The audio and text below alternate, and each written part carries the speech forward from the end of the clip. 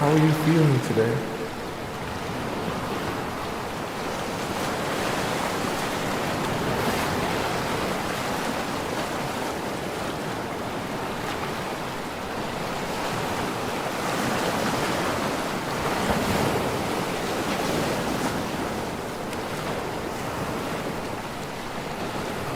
Do you feel fulfilled in life?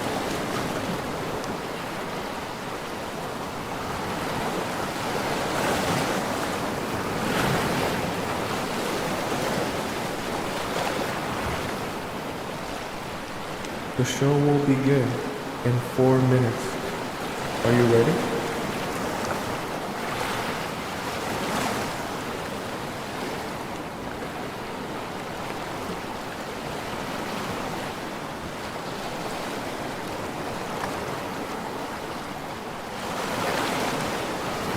When was the last time you felt betrayed?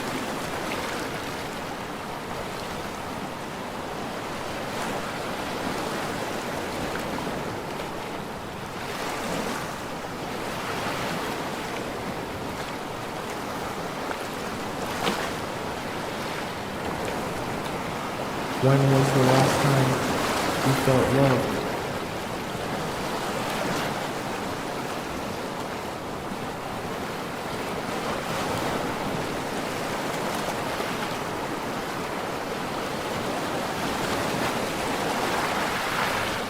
The show will begin in 3 minutes. Are you ready?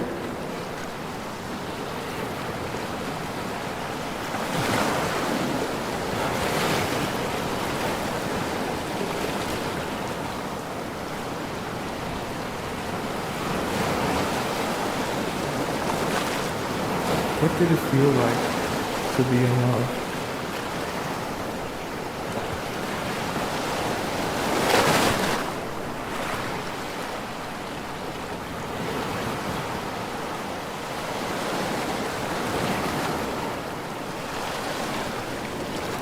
What is the most painful part of being in love?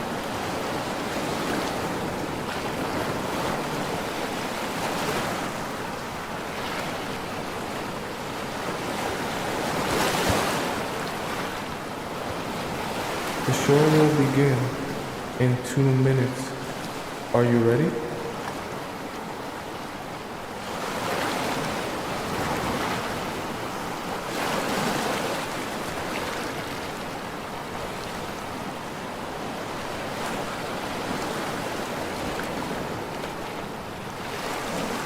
Are you ready to be transformed?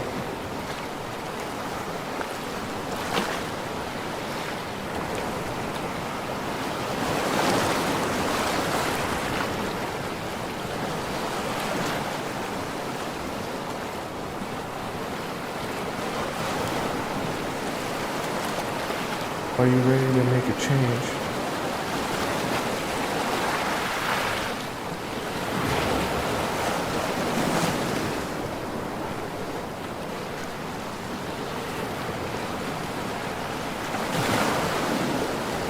The show will begin in 1 minute.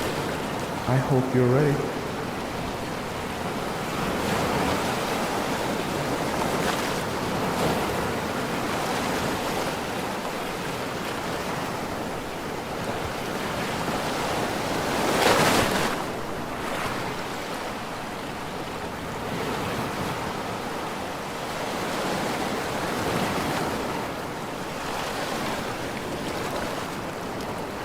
The show will begin in exactly 30 seconds. Get ready.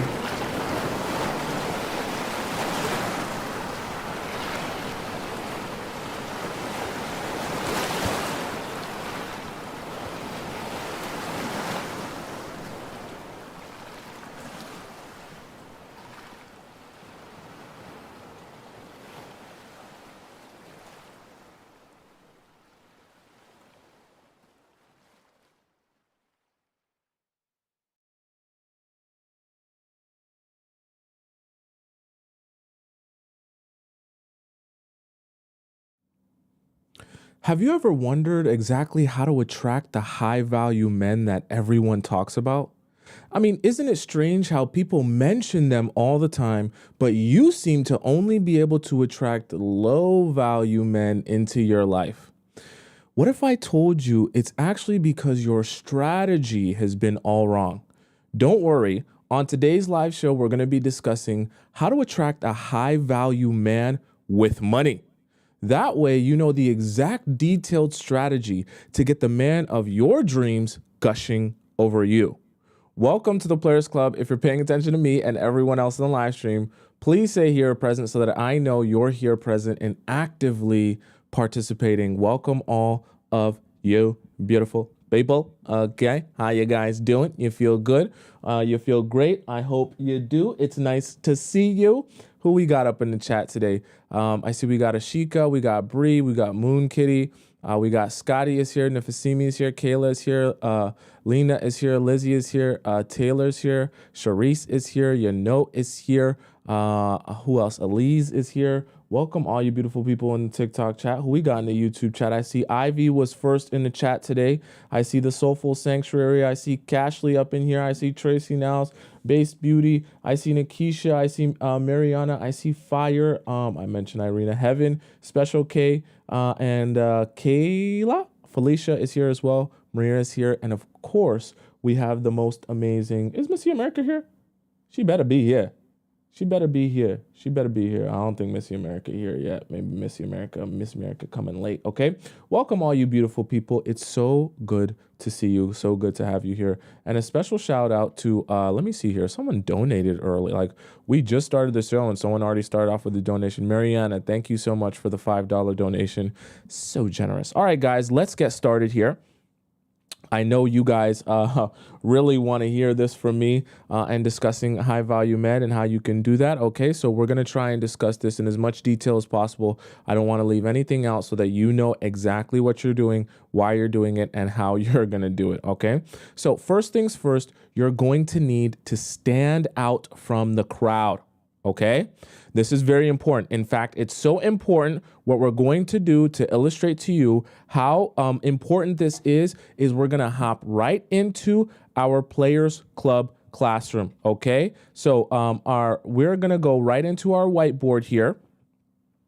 And we're going to illustrate to you how you're going to stand out here and why this is so important, okay? We need you to be on the same page with me and understanding what it is you're even doing here, okay? So we are going to draw here, we'll say high value man here, okay? This is high value man. He's got hair, right? He's got a big smile on his face because he's nice and rich. Let's say he's got a nice big fat body, okay? Big body, rich man, okay? Big body, rich man.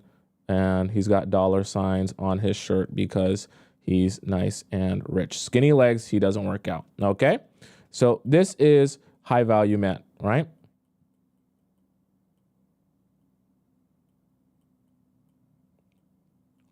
Okay, now, so we have high value man here on the left. Now, I want you to understand something, okay? Because he's a high value man, he has things like resources, right? He's obviously got money, like we mentioned here, right? He's got dollar signs all on his shirt, right? And so what happens because he's got resources, money, and access? That means that a lot of women want him, okay? So now here is the crowd, okay? So there's a crowd of women that want him, right? All of these women here, right? We'll just put a whole bunch of different women here, right? They're all looking at him and they want to get with high value man because he has money and access, right? With all of that money and access, what can he do? He can take care of you. He can, spend that money on you. He can provide you with shelter. He can provide you with a great life. He can take you on vacations. He can take you, anywhere that you want to be. You can do anything that your heart desires. You can even have a vacation every day if you really want to, okay? So this is the crowd. I want you to see this, all right? So this is the crowd that you're essentially competing against for the high value man, okay? You can still be the prize, but you have to understand if all of these women want a high value man and they're in competition for it, then there's a competition for it, okay? Let's just be so for real. Now, so the crowd is here. They all want high value man, right? They all want this man, right? They all want him. Oops, why did I do that?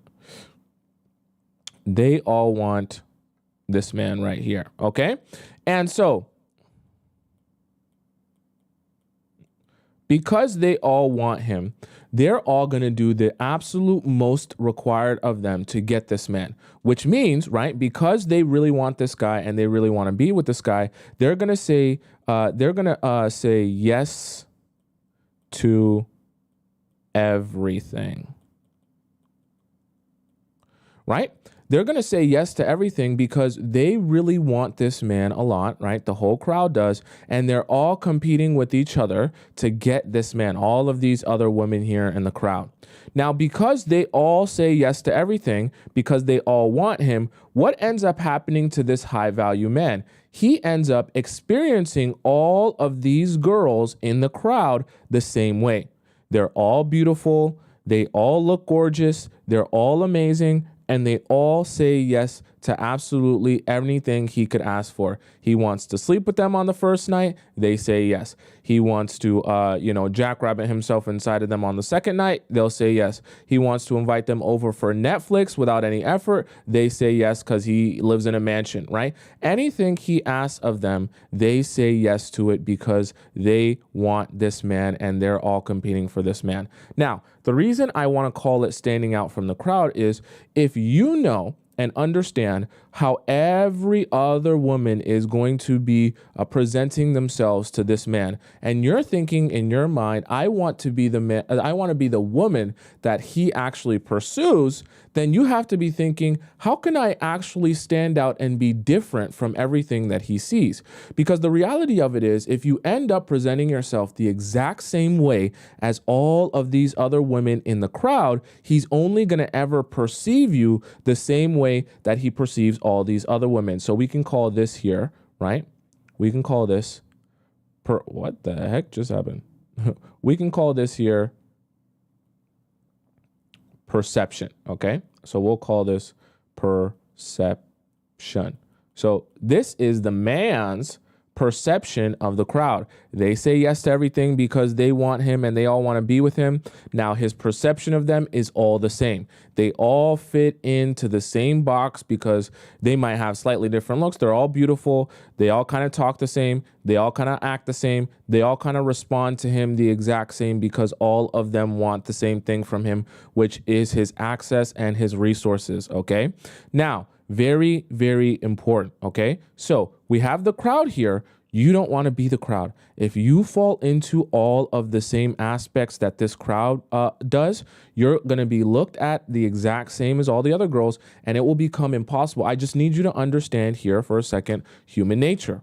If you are the same as all the other girls in the crowd, it will become impossible to differentiate you from every other girl he's going to meet that he's met before and that he's going to meet till the end of time, okay? I just need you to understand how the human mind works, okay? So if you want to be memorable to someone and you want to stand out in their mind, you actively have to be aware of what they're seeing on a regular basis and be the opposite of that. In fact, the more of the polar opposite you are of that, the better. Because that means it makes it even easier for you to be memorable in their mind because they don't come across people like you ever. They don't see people like you ever, and they never meet women like you ever, okay? So I need you to understand, right? I need you to understand exactly why this is so important so that you can understand why you're positioning yourself a particular way and in everything that we're going to discuss from here on out. I really need you to soak this analogy or this, I guess we could say, concept in. So we have perception here of the crowd because they say yes to everything. Now in the middle of the crowd, there's you. We're going to draw you a little bit more nicer, okay? So this is how we're going to draw you. We'll draw you like this. You'll have a nice symmetrical head, okay? You'll have some beautiful, beautiful, beautiful hair, okay? Beautiful ponytail, all this hair over here. You got curls on the top. You got hair flowing down here. Your hair is a little bit longer than all the other girls because you're so much more beautiful than all of them, okay? You just got so much more to offer than all these other girls. So your hair's flowing down to your butt, you know? So amazing. We got you here. You're a beautiful, you know, hourglass figure. You literally look like a Coke bottle. You're voluptuous. You're amazing. Everything about you is amazing. Look at you, that beautiful body, Coke bottle. Then you got a dump truck. Oh my God, your dump truck is amazing. And then your feet, you actually do legs. So you have nice feet as well, okay? With your nice little shoes and your nice little, you know, boot heels, all right? So this is you. Let me put some arms on you. We want you to have some arms, okay? We want you to have some arms, right? This is you, huge dump truck. Amazing body, hourglass figure, okay? Beautiful hair, and these are your eyes. Beautiful eyes, okay? And a beautiful smile on your face, right? So this is you. Now, what you want to do is you want to be separate from this crowd. You don't want this crowd to be associated with you in any way, shape, or form. You want to be completely separate from this crowd. You want his perception of you to be totally different, right? We'll say, okay? You want it to be totally different. Why? Because you want to be able to stand out in his mind. So you want to understand that if all of these girls in the crowd are saying yes to everything, what do you think you should be saying a lot of yourself if you want to be the polar opposite of them? Tell me in the chat. If all of the girls in the crowd say yes to everything that he asked of them, what do you think you should be saying when he asked of you stuff or anything, a lot of stuff in general? What do you think is what you should be saying a lot of? Okay, I want you guys to spam it in the chat. I want to make sure everyone is paying attention. Okay, right? Precisely. You're saying no, okay? You're saying no. Now, obviously, you're not saying no to everything, but no should be one of your favorite words in your vocabulary with a high value man. You want to know why. Okay, so he says we need a bigger dump truck. You want to know why no is one of your favorite words? Because yes is the favorite word of the entire crowd. And we don't want you to be like the entire crowd. See, the high value men are used to hearing yes a lot. Why? Because they have the resources, they have the money, they have the status that a lot of girls they come across, a lot of women they come across will be saying yes to everything. Why? Because they're willing to put aside all of their own self-respect, all of their own values, all of their own boundaries so that this one high value man will like them. And women eventually get nervy. They get nervous that this high value man won't like me if I tell him no. If I set boundaries, he'll go find another girl. If I say no to things, he'll go find another girl. If I'm too difficult with things, he'll go find another girl. So what do all of those women end up doing? They end up, like Melita just said, they end up being the fun girls that say yes to everything, hoping that this high value man in the process of saying yes to everything will end up liking them. Now, let me show you something very interesting that happens when you end up being a woman in his life that says yes to everything, okay? Let's see. Let me go on a layer 2 here. Layer 2. Click it. And so here. Okay, perfect. So now this is going to be you. Like, let's see what happens when you say yes to everything. So we got high value man here again. Right? High value man here again. He's got huge eyes. He's got his shirt with money signs on it, right? And he's got his chicken legs. So when all the girls are saying yes to everything, this is what ends up happening in his mind for him. He now says, okay, you're going to say yes to everything, right? All the crowd here. All the women in the crowd, they say yes to everything. Okay, we're going to draw some quick women, quick hair. Okay, quick women, quick hair. Oh my gosh, this hair is terrible. Okay. So crowd says yes to a lot. And you want to know what ends up happening to the crowd? Because the crowd says yes to a lot, he thinks in his own mind, right? This is going to be his thought bubble here. He's going to say, they will take anything. So what do I mean by they will take anything? What I mean by that is if the crowd says yes to anything, well, then he starts to realize I can offer them anything. And because of my value, my status, right? Because of my money, they will say yes to any proposition that I give them. So what does he start thinking in his mind? Some of the things he might say to some of these women, he might say things like this. Hey, I just want to let you know, there's going to be no commitment, right?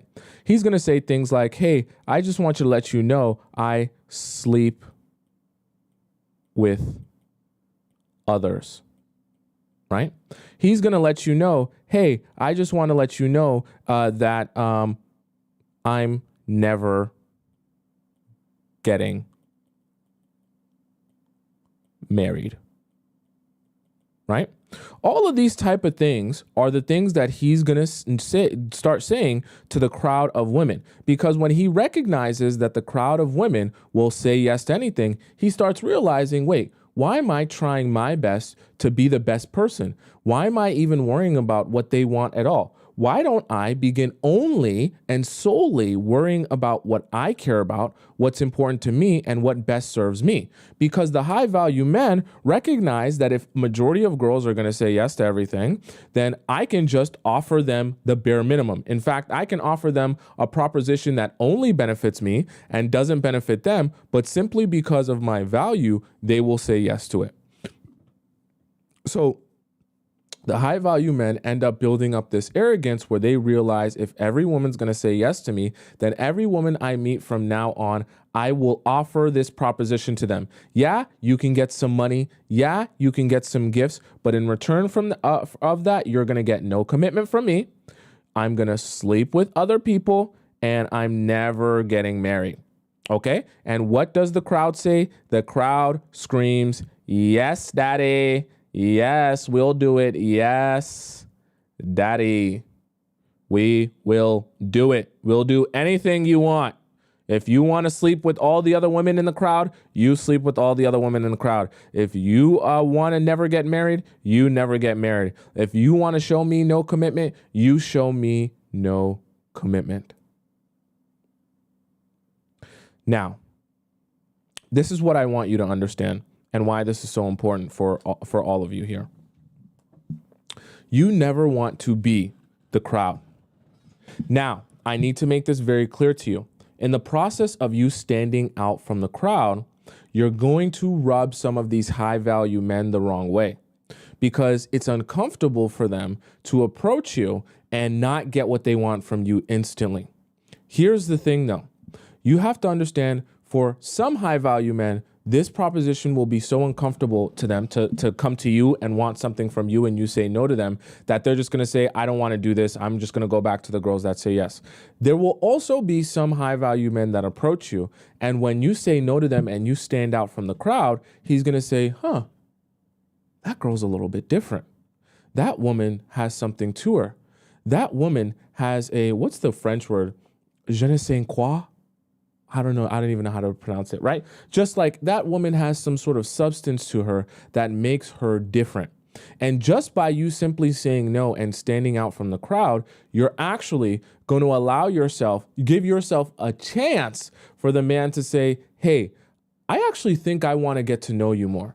Because you're the first person in my life to tell me no. You're the first person in my life to not be ready to scrub the floor, wash the dishes, and do anything I require. Not because you don't want to or because you're not willing to, but because you have self-respect and you're not just going to fall over yourself because I have a little bit of money. You see, I need you to step into the mind of a high value man. If high value men are used to being able to flash their money and impress people and do nothing aside from flash their money, you have to understand the only way for you to stand out from the crowd is to not be impressed simply by him flashing money in front of you. Think to yourself, what are all the other women doing? Okay? What are all the other women doing and how are they approaching the relationship? If they're all doing the same thing and this man is still single, then clearly that hasn't been working. Okay? Do you understand what I'm saying? I want you to be paying very close attention to this. So I'm actually going to pull back up Mia for a second. Okay? I need you to be thinking to yourself when you're approaching when the high value men are approaching you, or you're in a conversation with them, or you're building with them, you need to be thinking, hey, what is likely for all the other women to be doing in this situation? Saying yes, doing whatever, accepting whatever. Okay, so I need to be thinking about how I can set even stronger boundaries.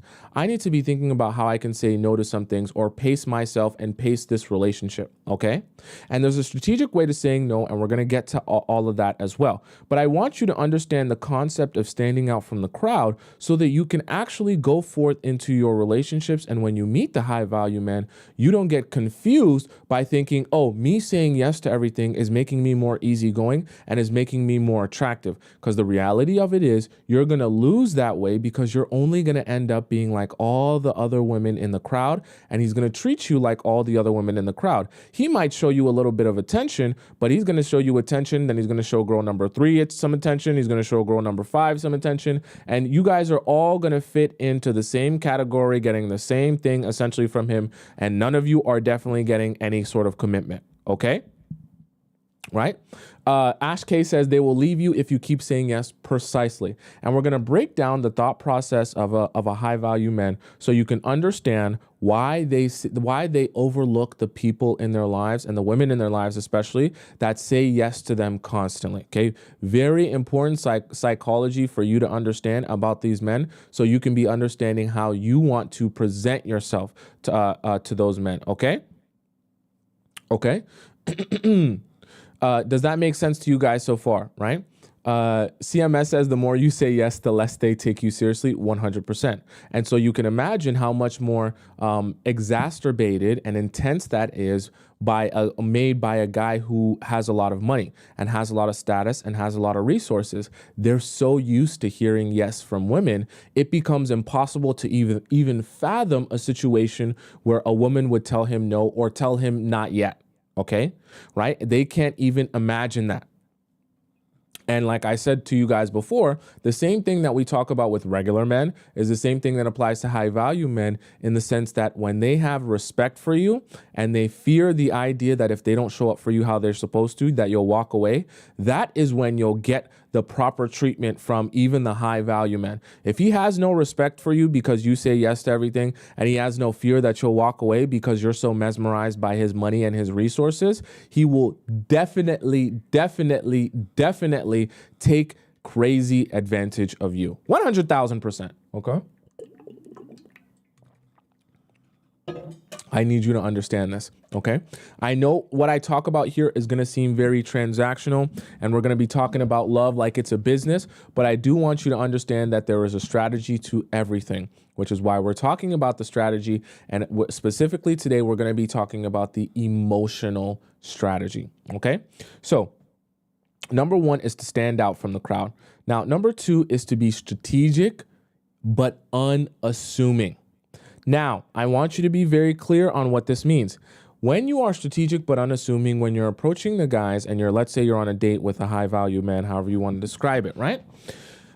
Being strategic but being unassuming is about understanding I am trying to present myself a particular way. Why? Because I want to elicit a particular response from him.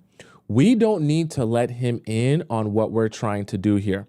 We just need to make it seem like everything is working together and happening in this way, in a way that I don't even understand. It's bigger than me. It's bigger than you. I don't know why you find me so fascinating. I don't know why you want to spend all your time with me. I don't know what it is about me that you find so magnetic. I couldn't possibly, even though it's the Players Club, I couldn't possibly put my finger on it, okay?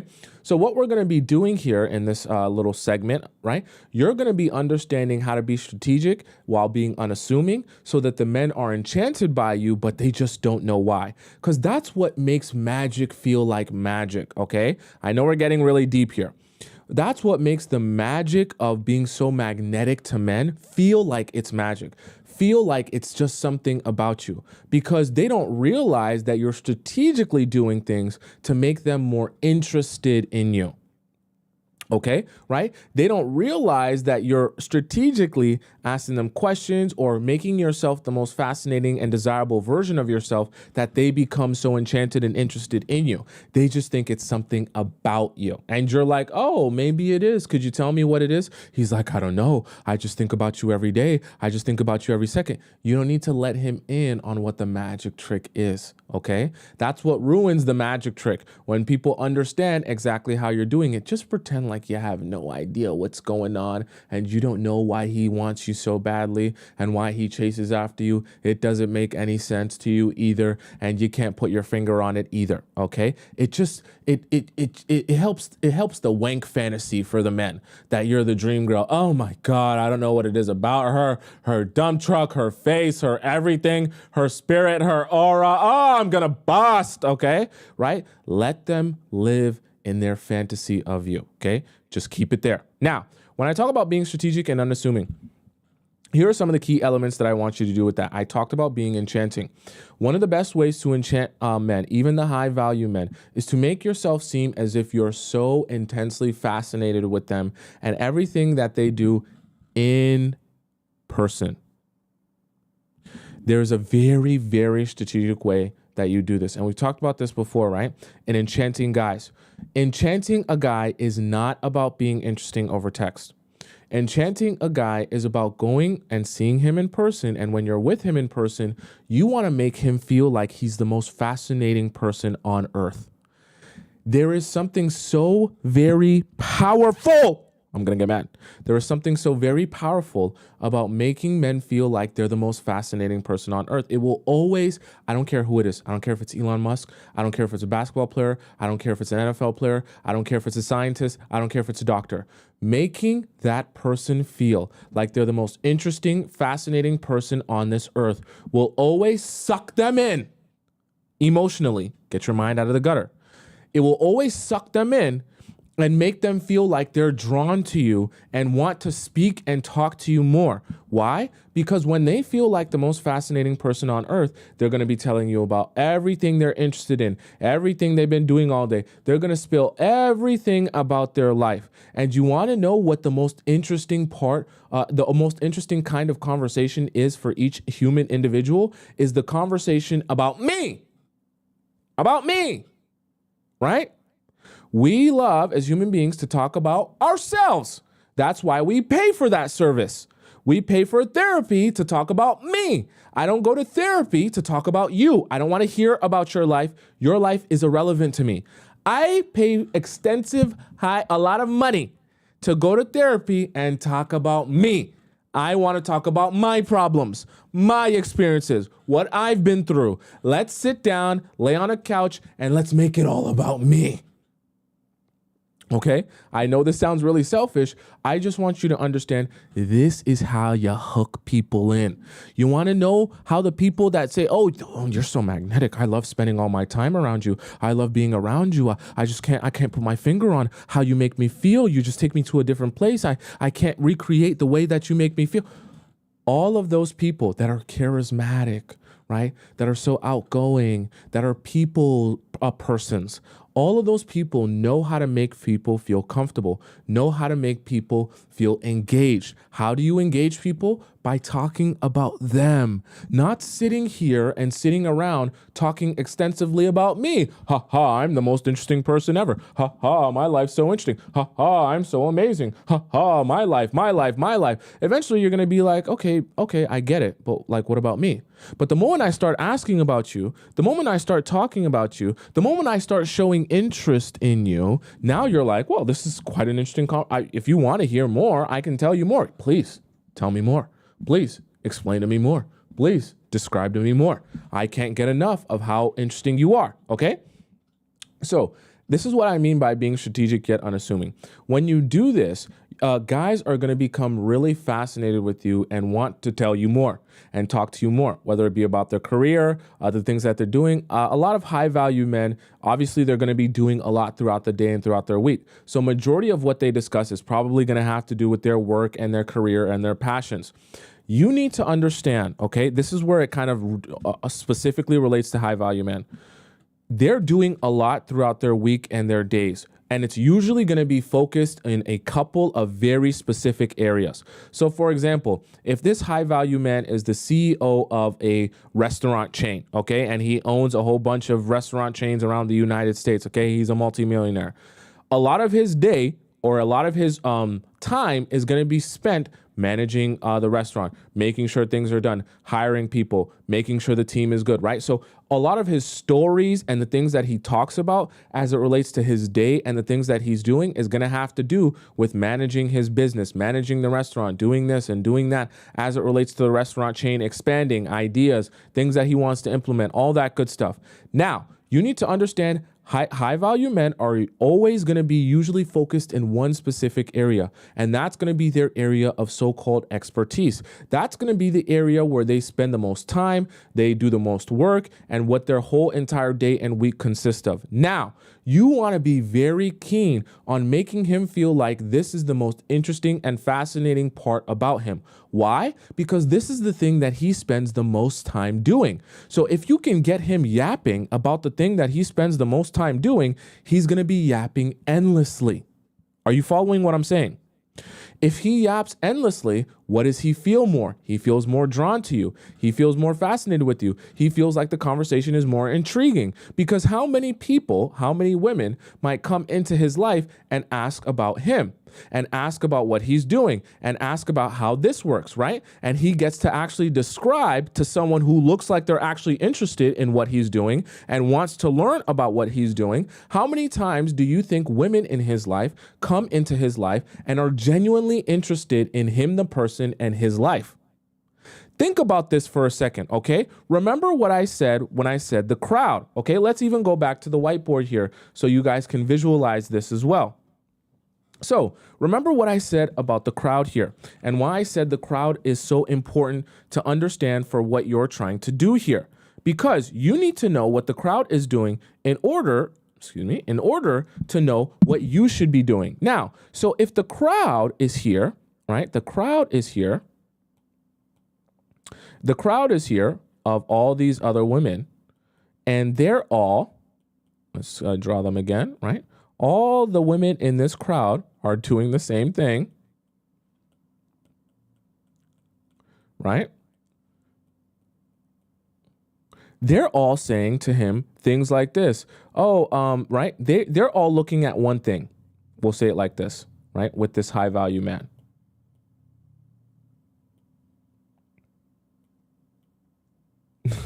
I drew him weird. Okay, it's okay. It's okay. All right. They're all looking at one thing when it comes to this high value man. They're looking at his money, right? And aside from that, majority of these women, okay, as is not to be mean, I just have to be real with you about the perspective. Majority of these women are quite uninteresting. I don't even think I spelled that right. Silly me, right? They're quite uninteresting. Why? Because all they do is sit around, say yes to everything, don't really ask any questions, because their interest isn't really in the man. Their interest isn't really in the person, right? That's behind the money. Their interest is more in the access and in the resources and in we'll say, I guess we can just leave it at that, right? And the money, the access, and the resources, right? That's what their interest is mostly focused on. So because they want to be the most likable version of themselves, because they want to be the most easygoing, peaceful version of themselves, all they do is say yes to anything that rich man asks of them, and they only speak when spoken to, okay? You think that might be interesting, right? Oh, so we're all the crowd here. We want to say yes to everything. We only speak, right, when spoken to. So they're all thinking, This makes me easygoing. This makes me peaceful. This makes me not a burden to him. This allows him to do whatever he needs to do in his life. But they don't realize that what it actually makes them is quite all of this stuff, right? All of this makes them quite boring with 3 G's. Why? Because none of these women, and see, this is the thing. You have to understand these high value men. Let me put a proper dollar sign on the shirt. These high value men, that was horrible. These high value men are meeting all of these women all the time. And like I said, they become accustomed to the types of women that they meet. So they become accustomed to meeting women that are only really interested in their money, only really interested in their resources. Majority of these women won't even bother to ask about him, what he goes through, and what his actual life is like. All they care about is, you make $100 million a year? Cool. I guess you make $100 million a year by owning a couple restaurants. I don't want to bother asking you about that. I don't really care about that. I don't know anything about restaurants. I don't really even want to know anything about restaurants, but cool. You make $100 million off of restaurants. When can we go to Nobu next? And you need to understand that in the crowd, while this might be something that he tolerates because that's what most other women will do to him and treat how they'll approach him, that's not something that he necessarily wants in his life. Because at the end of the day, no matter how much money and resources he has as a man, he still wants to feel like a human being. And he still seeks what we call emotional connection. Okay? All human beings in this world are seeking emotional connection. No matter how much money they have, no matter how much resources they have, no matter how much access they have. So if you are coming into a relationship with a high value man and all of your focus is on his money and on his resources, that's going to show in your energy and your aura and what you output. He's going to notice that because it's going to be the same energy that the rest of the crowd gives him. And he's going to realize you're just like everyone else. I don't feel drawn to you. I don't feel fascinated by you. I don't feel like the time we spend together is special at all, because I just feel like you're just a meat suit that looks good and is aesthetically pleasing. But aside from being a meat suit that looks good and is aesthetically pleasing, there's not much else to you. Okay? So men begin to say to themselves, why bother doing anything special for any of these girls in the crowd when none of them really care about me in the first place? You want to know what the high value men are seeking the most of?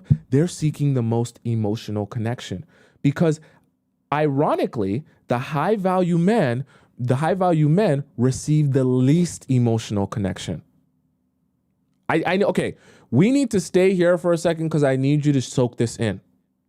The high value men are seeking the most emotional connection.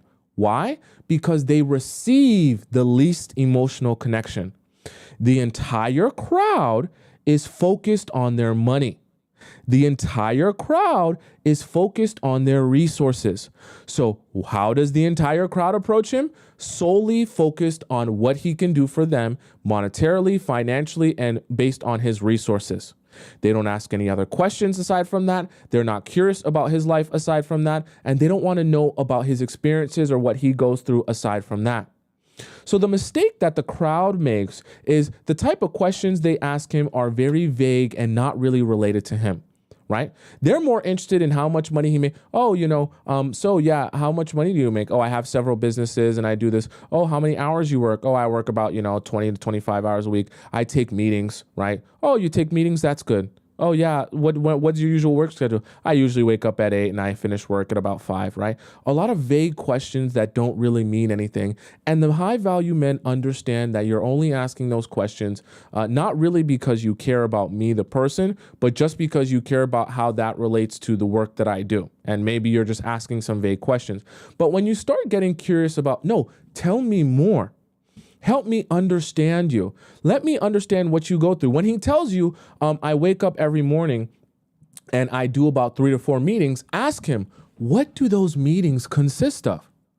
What do you do in those meetings? What are you usually discussing in those meetings? Oh, so we're usually discussing strategy and we like to go about it. So I talk to my CFO, and when I'm having discussions with my CFO, we're always looking about a quarter ahead, and we're evaluating how our processes and systems that have been working in, the past couple of months have been working out for us. We're always trying to implement something new, but we're always thinking about costs, profit loss statements, and cost to valuation, things like that, right? We're always thinking about things like, and so you ask more questions, you ask follow-up questions. Okay, so does that bring you a lot of stress to be doing that every day? Do you find that some days you would like to give that responsibility to someone else? Like, what are some of the things in your business, in the restaurant, that you feel like either need to change or haven't been working for you, right? These are the type of questions that when you're asking these type of questions, people start saying, oh, you actually want to know more. Like, you actually care about what's going on in my life. You're not just asking vague questions just to pass time. You actually want to learn about my life. See, guys, and even the high value men, right? They're able to identify the difference between someone who's just asking questions that doesn't really care about what's going on in his life versus someone who actually wants to learn about the life that I live, what I do, how I do it, how I come up with ideas, right? And learn about me. Because remember, the high value man usually has a lot of specific focus in one individual area of the world, whether it be restaurants, food, your financial services, a bank, whatever it may be, right? He has a very specified skill set and knowledge in one specific area. So that is his entire life. That's his entire character. That's his entire personality. That's his whole essence. So if you don't seem fascinated in his essence and everything that he represents, he's not going to feel like you're very interested in him. You have to show that you have a very keen, detailed interest in what he does, not just the money that he makes or the status that he has or the resources that he possesses. Why? Because if he's a high value man and he has all of this time, energy, blood, sweat, and tears poured into this one specific thing, that is going to be who he is. That's going to be how he identifies himself. That's going to be the thing in his life that he cares the most about. Okay, you're meeting him because you want to become his wife, but what you don't realize is whatever business he has, whatever work he does, that is his first wife. Okay? Because high value men don't become high value men by lazing around and casually doing things haphazard. They become high value men by having very laser focus in one specific area, and sacrificing a lot of their time, a lot of their energy, a lot of, all the things that all the other people in their life that aren't as successful as them, when they were going out and having fun and doing things that all the regular people do, they were sacrificing to get to the place that they are, usually, assuming that he's somewhat self-made, unless, he just got it handed to him, right? But for the most part, he had to work for it or do some work to get there. And he has some sort of specified knowledge in that area.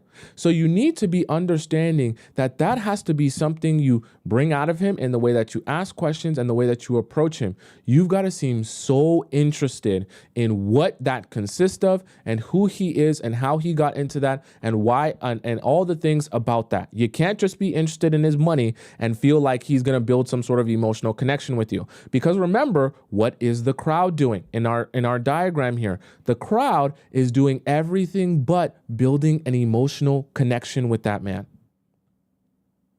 right? And what is the thing that he's seeking the most of? He's seeking the most amount of emotional connection because he gets the least of that, okay? It sounds weird and it sounds strange that, hey, approaching the man with all the money, I should be talking about everything except the money and focusing on his emotions. Yeah, because that's the thing that the crowd is not focusing on. Okay, that's the thing that the crowd will be neglecting. Why? Because all the other people in the crowd are only thinking about, oh my God, he's got lots of money, and oh my God, he's got lots of resources, and oh my God, I'm going to be able to go to Nobu and go here and take nice Instagram pictures. And they become so used to meeting the same type of girl over and over and over again that doesn't really care about them, that doesn't really have a connection with them, but has a real deep connection to their money and their pockets. Okay? Right? Someone says, I do this, but sometimes I feel like they get overwhelmed. They get overwhelmed with people approaching them the same way. Now, when you can approach them a different way, it becomes like a breath of fresh air. Now, the reason I say that you want to do this and be unassuming about it is because what's going to happen, and if you've ever been in this situation, you probably experienced this. What's going to happen is when you're asking all these questions and you're really making him feel like you're fascinated about him and what he does and why he does it, he's going to start saying, you're on the right path when you hear him say things like this. Gee, I've never had someone ask me that question before. I've never had someone be curious about that side of like my life before. That's really that interesting to you? I feel like what I do is boring. I feel like what I do isn't that interesting. Nobody really ever asks about that. That's how you know you've struck a chord and you're going very good places. Because now what he's essentially said is you've actually taken a step outside of the crowd and you've actually shown yourself to be someone different. I feel different around you. I feel like there's something more to our connection than just your connection to my wallet. I feel like you're actually interested and invested in me. That makes me feel more connected to you. I feel like I can actually be the real me with you, not the CEO me with you. I feel like I can actually build something long lasting with you, not just build a pile of money that you spend. Okay?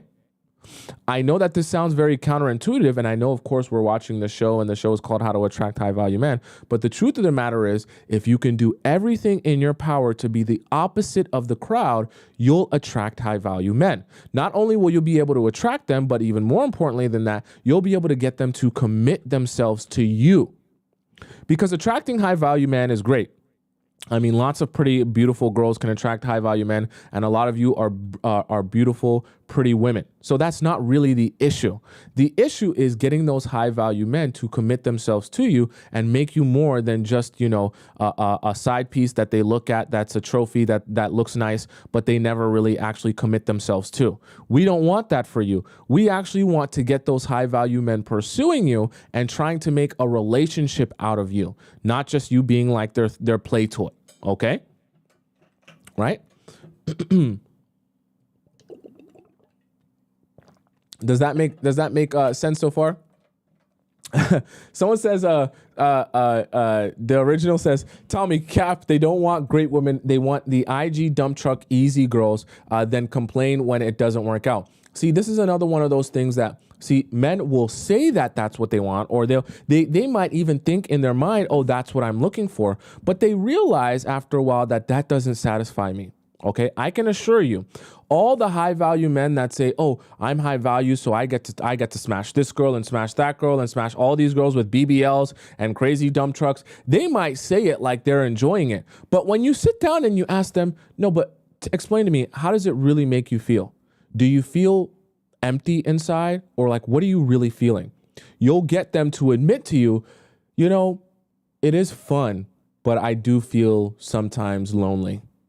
Even though I'm on a yacht with 30 women, even though I'm on a yacht with all these BBL bandits that have BBLs all over the place, I'm on a yacht with all of these other beautiful women, I still feel lonely because I don't feel like I'm really connecting with any one of those people. And I feel like they're all here because of my money. You'll find that if you actually sit down and show like you actually care about the human being when it comes to high value men, you'll see how like weak and vulnerable they are on the inside, because the money is just like an external shell that they get to hide behind and feel powerful because they got a lot of money, they got a lot of resources, and they got a lot of access. So they try to present themselves as super hard and super manly, and I don't care about anything, and I have fun, and I do whatever I want to do in this world because I'm a high value man. But underneath that is a scared little boy that just wants to be in love too and feel like someone actually genuinely cares about him. And after a while of meeting the crowd over and over and over again, they start to get exhausted, feeling like there is no real connection there. Trust me, even the highest of high value men would love to have a real emotional connection with someone. Don't ever think in your life, don't let anyone fool you, to ever think in your life that because someone has a lot of money, a lot of status, and a lot of power, that they're immune to feeling human feelings and emotions. We all feel human feelings and emotions. We all get sad. We all get upset. We all feel lonely sometimes. We all feel happy and feel joy sometimes. Like, we all go through the range of emotions no matter who we are. So never lose sight of that, even when it comes to high value men. In fact, I want you to be hyper focused on that when it comes to high value men. Why? Because the majority of their life consists of everything outside of the emotional and the spiritual and the real human to human connection. And you remember, like we talked about, you want to be standing out from the crowd. Okay. So that was that point. Let's go here. So number one, we had standing out from the crowd. Number two, we want you to be strategic but unassuming. Now, number three is what we're going to call, we want to talk about the location. Okay, we're gonna say that this is stop pooping time, because I want you guys paying attention to this, because I know some of you were thinking in your mind the moment that I mentioned high value men. Some of you were thinking, well, Tomisin, where do we find high value men? It's great that you say connection. It's great that you say this and the heart and the emotions and blah, blah, blah, blah, blah, blah, blah. Where can I find high value men? I want to go there and I want to surround myself in a sea of high value men. Tomisin, please tell me ASAP. Here's the thing. And I want to say, this is stop pooping time. Snip your poop off and take your hand out of your pants. Pay attention to me and look in my eyes, because you're not going to like what I'm about to say. You're actually going to hate it. You're going to despise it. But it's actually going to help you, because I actually want to help you. What you need to do is not focus on going to a country club or going to a bar in a rich neighborhood or going to a restaurant in a rich neighborhood or any of those silly things that most people have been telling you, okay? Here is the thing, and the reason why I'm actually going to advise against doing that. Because by the time you start doing things or going places solely to meet high value men, this is what's going to happen. You're going to get dressed. I want you to imagine and picture this. This is what you're going to do. Tomisin told me that I should go to the nearest cocktail bar, or like someone said, Fisher said, the golf course or the country club. And so I'm going to go to the country club. I'm going to go and get me a couple of drinks, and I'm going to hang out there so I can meet some high value men. You're going to get all dressed up. You're going to wear like a red dress because you heard somewhere that wearing red dresses is the best type of dress. You're going to put on red lipstick because you heard somewhere that putting on red lipstick makes you, more noticeable, and that's what guys are going to want and things like that. You're going to get dressed in a dress that you've never worn before, brand new dress. You're going to wear lipstick that you've never worn before, brand new red lipstick. You're going to go to that country club. You're going to sit down at that country club in your brand new red dress that makes you feel a little bit uncomfortable because it's not really your style and it's not really your type of thing, and it just makes you feel a little bit weird. And SH said, and you're going to wear a blazer because someone else recommended that you wear a blazer on top of your red dress. So you got your red heels on, you got your red dress, you got your red lipstick, you got your red blazer. It's red everything, okay?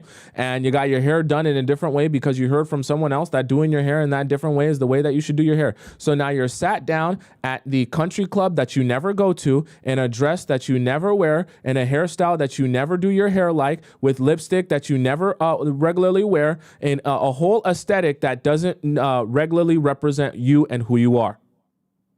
And Cans just said it perfectly. Sounds uncomfy as F. It is. And that is precisely my point. I want you, when attracting high value men, to be less focused on going to a country club or a cocktail bar or any of that silly stuff. Why? Because you're going to eventually venture so far out into being someone that you're not, and living a life that you don't regularly live. By the time a high value man does come and sit down with you at that country club and you're wearing a different type of lipstick, a different type of dress, a different type of hairstyle, you're going to feel so unauthentic to yourself that energy is actually going to be seeping through your pores, and you're going to have a lot of nervous and, insecure energy because you don't feel secure in yourself. You don't even feel like you're being you. You feel like you're putting on a character. So what are you going to do? You're going to talk like you're putting on a character. You're going to laugh like you're putting on a character. Everything you do is going to seem inauthentic in the way that it comes out and the way that it comes across. So what is he going to perceive you as? He's going to be like, this girl's kind of weird. Seems like she's not being herself. It just doesn't seem authentic to her. You're thinking in your mind, what, can men really notice that? Yes, people can feel that from you. People can feel when you're being inauthentic to yourself. People can feel when you're, like Rosie just said, when you're trying too hard, when you're not being like the real you, when you're putting up a front to try to present yourself as someone who you're not. And that is precisely the problem with being focused on location as it relates to just going to a cocktail bar or going to a country club and wearing a blazer and things. All of that stuff gets you so far. If that's not you, that might be you, and that's perfectly fine. But for majority of you, that's not you. I don't want to spend time at a golf course. I don't want to spend time at a country club. I have nothing to do there except sit there and meet men. And because it becomes so outside of you, right? And because because the activity of going to the country club or going to the cocktail bar is simply to meet men, what's going to happen is you're going to leave that house with no confidence in yourself and how you look or how you presented yourself. And because you're going to have no confidence in yourself because you're dressing different and you're doing everything different, when you go to that country club, when you go to that country club or you go to that golf course or you go to that cocktail bar and you sit down, because you don't have that confidence in yourself, all of your value is going to be placed on whether or not men approach you at that cocktail bar or at that country club. You want to know why that's horrible?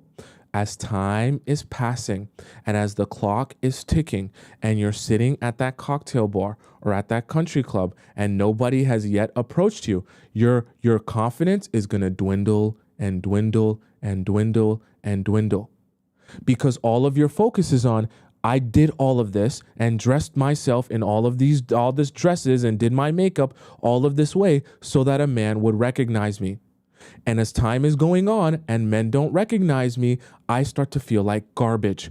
I feel like I'm worthless. I feel like I don't look good. I feel like I'm not, I'm not worthy of anything and that no man ever wants me. Why? Because you walked out of that house not being yourself.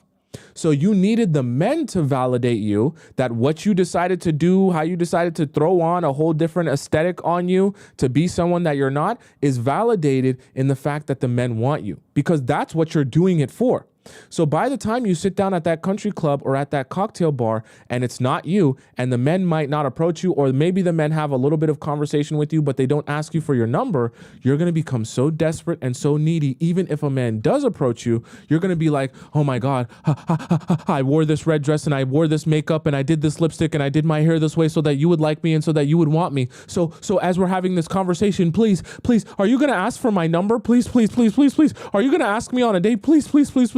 Are you going to tell me that I'm beautiful and I'm pretty? And are you going to tell me that you want to make me? Or please.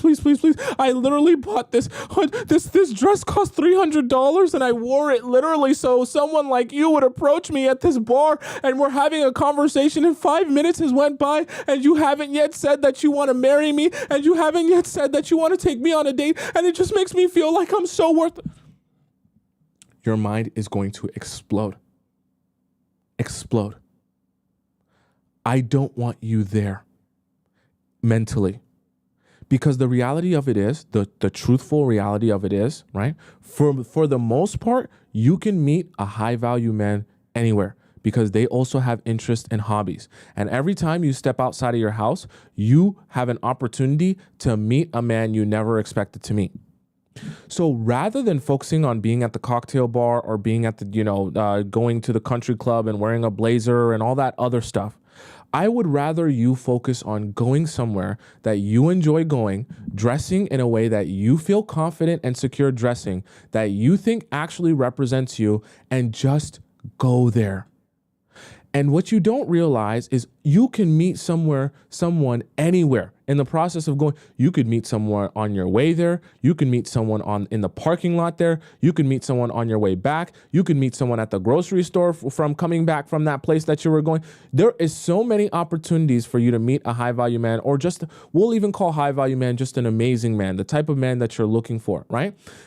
Any of those places, in any sort of place in the world, when you just start going out and doing for you and being your authentic self. Because you want to know what the most amazing part of that is that when you start dressing like you start being you, and you walk out of that house with some confidence, right? Wherever it is that you go, when you do happen to meet a high value man and you strike a conversation with him, you're going to be oozing confidence. You're going to be oozing security. You're not going to feel desperate for him to ask you for your number, because that's the only reason you showed up here. And you want to know what's going to happen when you're oozing with confidence? Those men are going to receive that from you.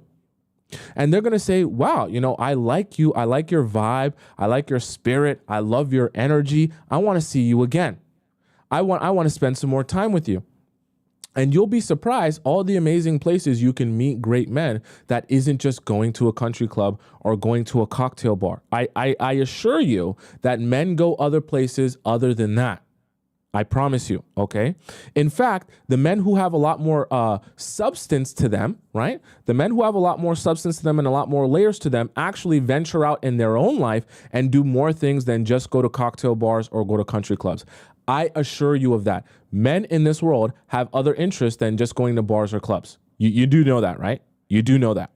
And so there's plenty of things you can do where you can meet someone who actually shares your interests, but can also be a high value man, or just the type of man that you're looking for. Okay. And the reality of it is, when you finally get to meet a high value man in one of those environments, you'll be in the right mental state to be attractive to that man. The reality of it is, I don't care if you go to the highest, most expensive cocktail bar in all the land, doing a thing that, because someone else said that you should go there. If you go there and you're inauthentic to yourself, there's no way any guy is going to meet you and say, I want to be with you. Because all you're going to be doing is you're going to be a nervous wreck, hoping that each and every guy that ever says hello to you wants to marry you. And that type of energy is never going to be attractive to men. So even if you go to the cocktail bar and you meet 1,000 high value men, none of them are going to ask you out on a date. None of them are going to take down your number, or if they do take down your number, they're not going to be as fascinated by you to actually text you or reach out to you. Okay, you're just going to seem like one of all the other women that they've met before. You want to be able to bring a type of energy and a type of aura to a relationship, or when you're meeting someone that they say, I need to get to know more about you. I have to get to know more about you. Okay, right? Says you can't find high value men in clubs. Only F boys are there. I agree. And for the most part, a lot of the easy places to go and meet, high value men, you only end up meeting the high value men who meet a lot of women there. And when they meet the women there, all they do is they throw them into the Rolodex of the crowd. Remember how we talked about the crowd? They're used to meeting a lot of women there in that kind of environment, and they're used to talking to them the same way. A lot of them are the same, and they throw them right into the same type of crowd. Okay. Don't be thinking that going to a cocktail bar in an expensive neighborhood is what's going to make the difference between you actually finding a high value man or not. Now, I will advise you, if you do want to do stuff, you probably want to do it in like a decent neighborhood. Okay. I'm not saying, hey, if you go to, a dingy, dirty, disgusting restaurant in the hood, that you're going to find the richest of rich men. Okay. Like, let's be a little bit strategic here in terms of location. But I just want you to understand, location isn't solely about going to a cocktail bar or a country club in a rich neighborhood. Okay. That's not the only place that high value men spend their time. High value men have other interests other than golf. Okay. High value men have plenty of things that they like to do and places they like to spend their time outside of just playing golf at a country club or hanging out at a cocktail bar. Are you following what I'm saying? Okay. Mish said, men always approach me at Whole Foods next to my work. Let me go up to where you said that. Next to my work, more so often than at bars. Mish said it perfectly. You know what's funny too? That reminds me what Mish just said about men approaching you at outside of the outside of your work, right? Outside of the Whole Foods. One of the things that I always hear is people are going to like what's it called, Home Depot, and a lot of Home Depot workers are really beautiful people, and I guess you can find your crush at Home Depot. Someone said Lowe's, right? Like these are the type of things that, like, of course you're not going to go and just stand around at Lowe's, but it just goes to show you that like high value men are like everywhere. Like they actually do other things than just hang out at a country club or a bar. And you know what? You want to know what's even funnier about what Mish just said in the grocery store? Is that actually in Europe, and I don't know if any of you are from Europe that know about this.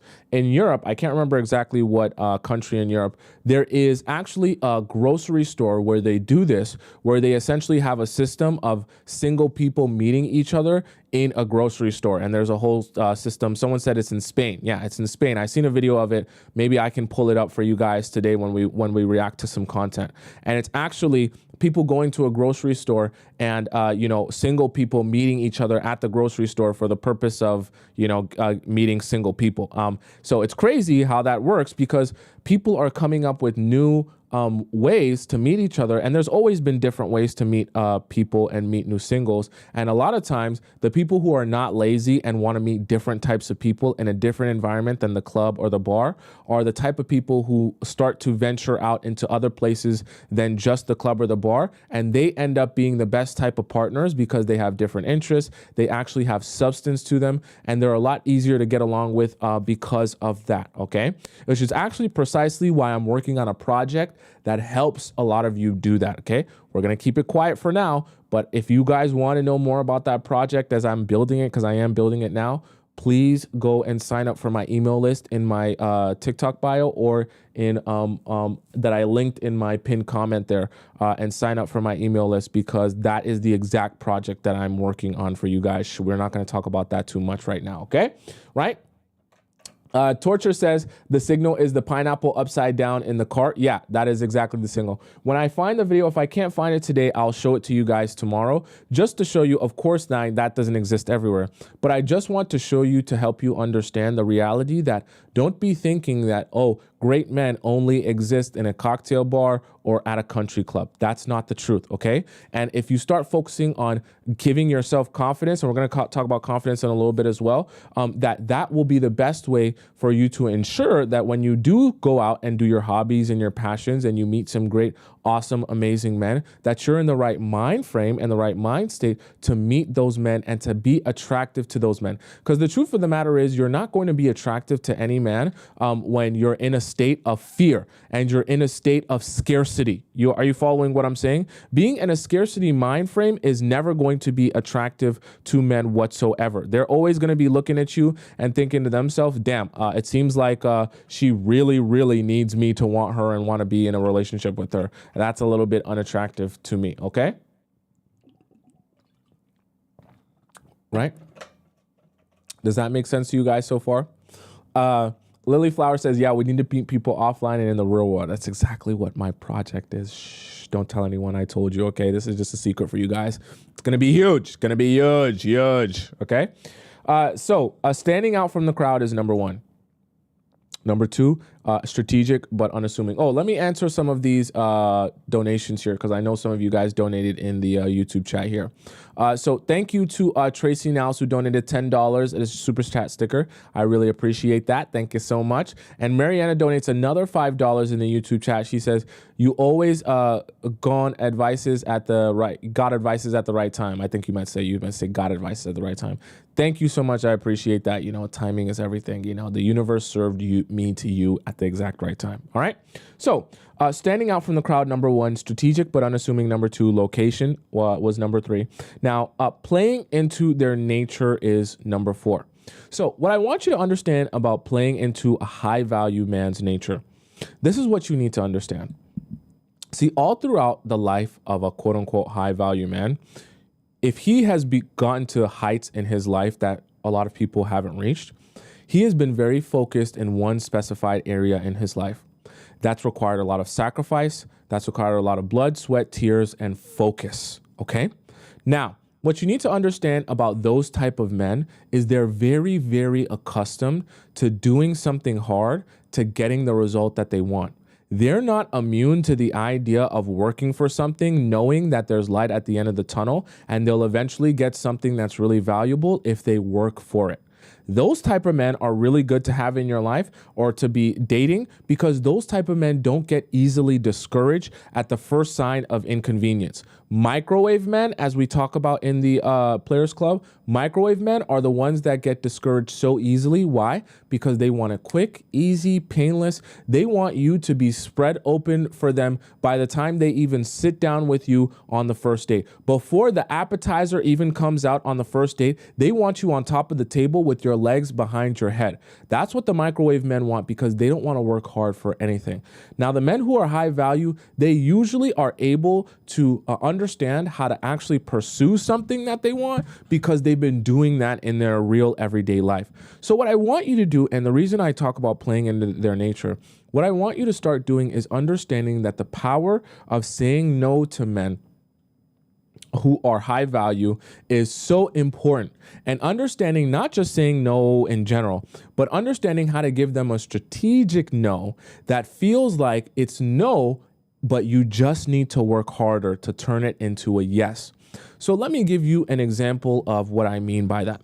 Let's just say for the sake of example, a high value man approaches you at Whole Foods, okay? Like Mish said earlier, at Whole Foods, a high value man approaches you. And just let's say for the sake of argument, he's like, hey, I think that you're really beautiful, and I think that you're really, someone that's really, good looking, and I like your vibe, and I like your aesthetic, and I would love to get to know you more, and I would love to see, if I can like take you out on or I can get your number and maybe take you out on a date sometime.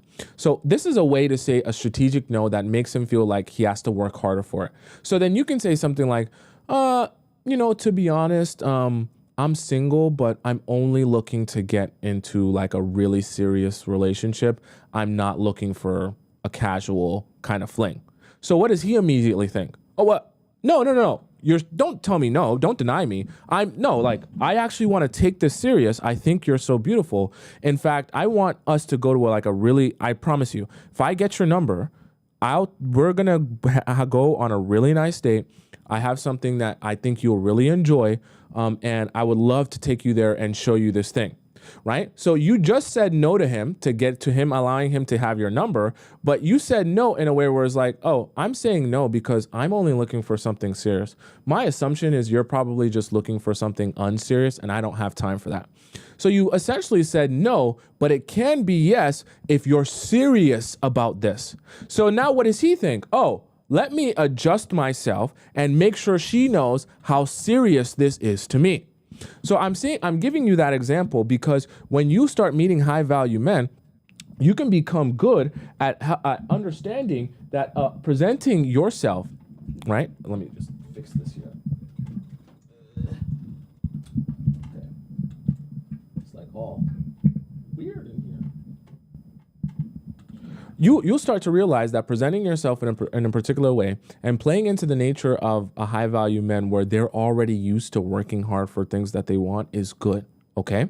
And those men are already accustomed to going for what they want. So when you tell them no, right, they're not thinking in their mind, oh, you told me no, so I'm going to be angry now and I'm going to throw a temper tantrum. See, when you're good at telling men no in a way where it's like, no, but you can work harder and turn it into a yes, they start saying to themselves, oh, okay, so then I'll just work harder and turn it into a yes. You're clearly not someone who's just going to say yes to my first offer to you because I seem to be a high value man. You actually want me to work for it. And I know that it sounds really stupid and really dumb, but the men who are used to working hard for things enjoy meeting women that they have to work hard for, okay? Now, I'm talking about the men who actually want commitment, because there are also quote unquote high value men who aren't looking for any sort of commitment, and they have their money and resources, but they just want to be single forever. But the high value men who are actually seeking commitment and actually do want to commit to someone, they enjoy the process of you not making it so easy for them because they have a lot of value, quote unquote. Are you following what I'm saying? Right?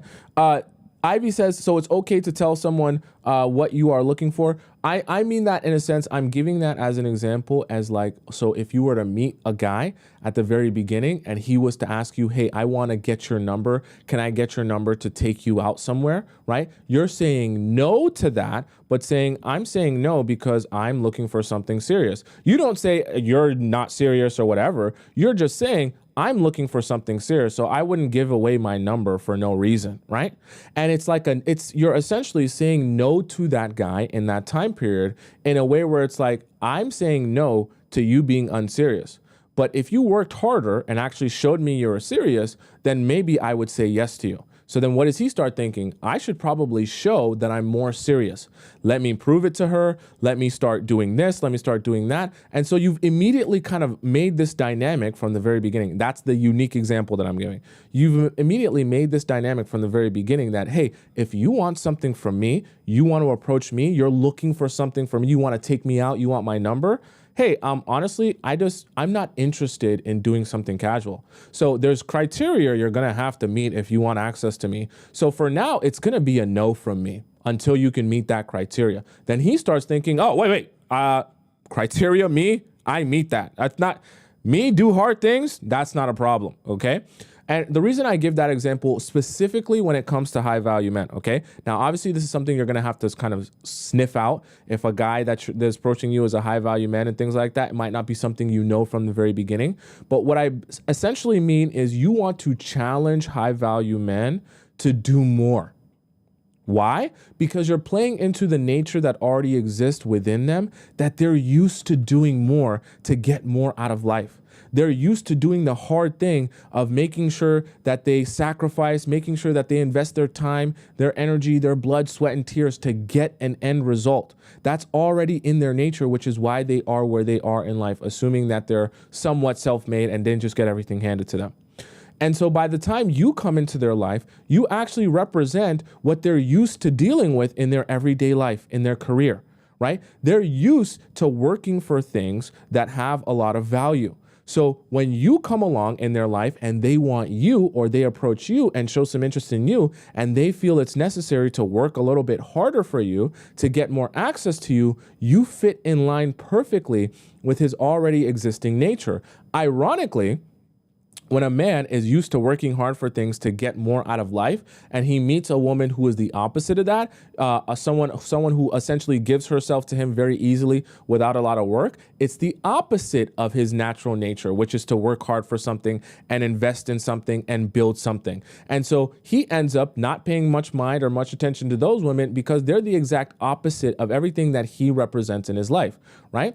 Men who are used to being able to work for things that they want have no problem working for a woman they want, especially when they're the ones approaching you. You want to use that to your advantage and never let hold of that grip when a guy is approaching you because he wants something from you, whether it be your number, whether it be to take you on a date or get to know you or whatever it may be. Does that make sense to you guys so far, right? Me, like in the chat says, have had some guys approach me in the real world and they ask me for my number or give me theirs. They want to take me out, but since I don't think they're attractive, I don't want to go. Am I wrong? If you don't think they're attractive and you don't want to go, then that's just you being you. Like, there's nothing wrong with that. You don't have to say yes to all people who ask you out, right? I'm just giving that as an example of someone who approaches you that you do find interesting. You know, you can always sprinkle a little bit of no, but if you worked a little bit harder, you know, you could probably get something here. Guys love to wank themselves off to that. I'm telling you the honest truth. It's an emotional wank. They love feeling like, oh, just let me taste it. Please, just let me taste it. I feel like you don't like me, but I feel like if I just, I'm almost there. I'm right there. They love to be able to chase like a hungry hyena. I'm just being honest with you. They love to be able to feel like you just barely want to be around them and spend time with them, that it's like you're being kind of mean, but it's so playful, and they feel like it's not that you don't actually want them. It's just you're being a little bit playful with it, and maybe they're having to work hard. They, trust me, men haven't changed for a long time. They love that, okay? When you get really good at that, right, and good at giving that quality, to men in your relationships and making them feel like, oh, I'm not that interested in you. Maybe I could be convinced, but I don't know. I don't know if you're the guy that I'm looking for. They start thinking, oh, I want it so bad. I want it so bad. Please give it to me, right? And that's the type of approach that they give you. Sorry, let me just fix this here. I want to make sure that this is all good. Make sure my mic is all set up in here. Okay. So, does that make sense to you guys so far? Okay. And why that is so important. Okay. Someone said lions wanting meat. That's pretty funny. Okay.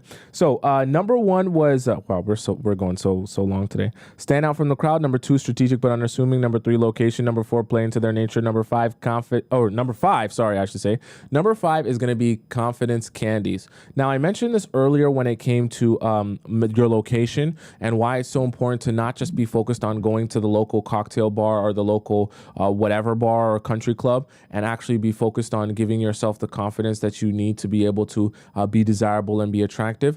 I want you to also be thinking about when you're attracting high value men, you constantly need to be feeding yourself confidence candies. What I mean by that is you need to start doing things that make you confident within yourself and give you confidence or make you feel more comfortable. Hang out. This is precisely why I said start hanging out in places that you enjoy hanging out in, because you're going to have more confidence and be more secure and more happy within yourself being in somewhere in an environment that you enjoy. When you go to a country club that you're unfamiliar with, that you never spend time in, you're going to be so uncomfortable. What's that going to lead to? Insecurity and a lack of confidence. When you dress in a dress that you never regularly wear, what's that going to lead to? Insecurity and a lack of confidence. When you start doing all these things that aren't you and don't represent you, the human being, you're going to lead yourself to a lack of confidence and insecurity. What are the men going to receive from you? They're going to receive that insecurity. They're going to receive that lack of confidence. And subsequently, they're going to be less attracted to you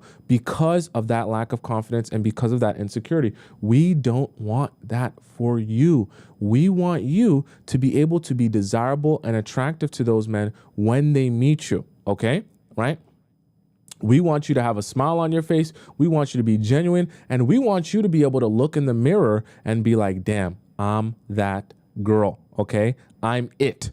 All right. And actually believe that, because when you go out and you're meeting men in your environments that you feel comfortable in and you're happy in, you're going to give off so much confidence that those men are going to say, oh, I want this type of girl. This is the type of woman that I'm attracted to. This is the type of woman that I want to get to know more about, right? And they feel that energy from you. That's the same time where guys will start saying, there's just something about you that's so magnetic. You understand what I'm saying? And everything that we talked about, remember we talked about being strategic and unassuming and being able to ask him questions and being able to seem like you're so fascinated with everything about his life and things like that. You're going to notice that when you take care of your confidence candies and you feed yourself a lot of confidence in all these different ways, you become way better at making yourself seem interested and fascinated. And you become way better at knowing that you're charming people. You understand what I'm saying? When you're confident within yourself and how you look and how you're presenting yourself, when you start trying to go out and enchant people and be charismatic with people and to get people talking to you, you're going to feel more charming.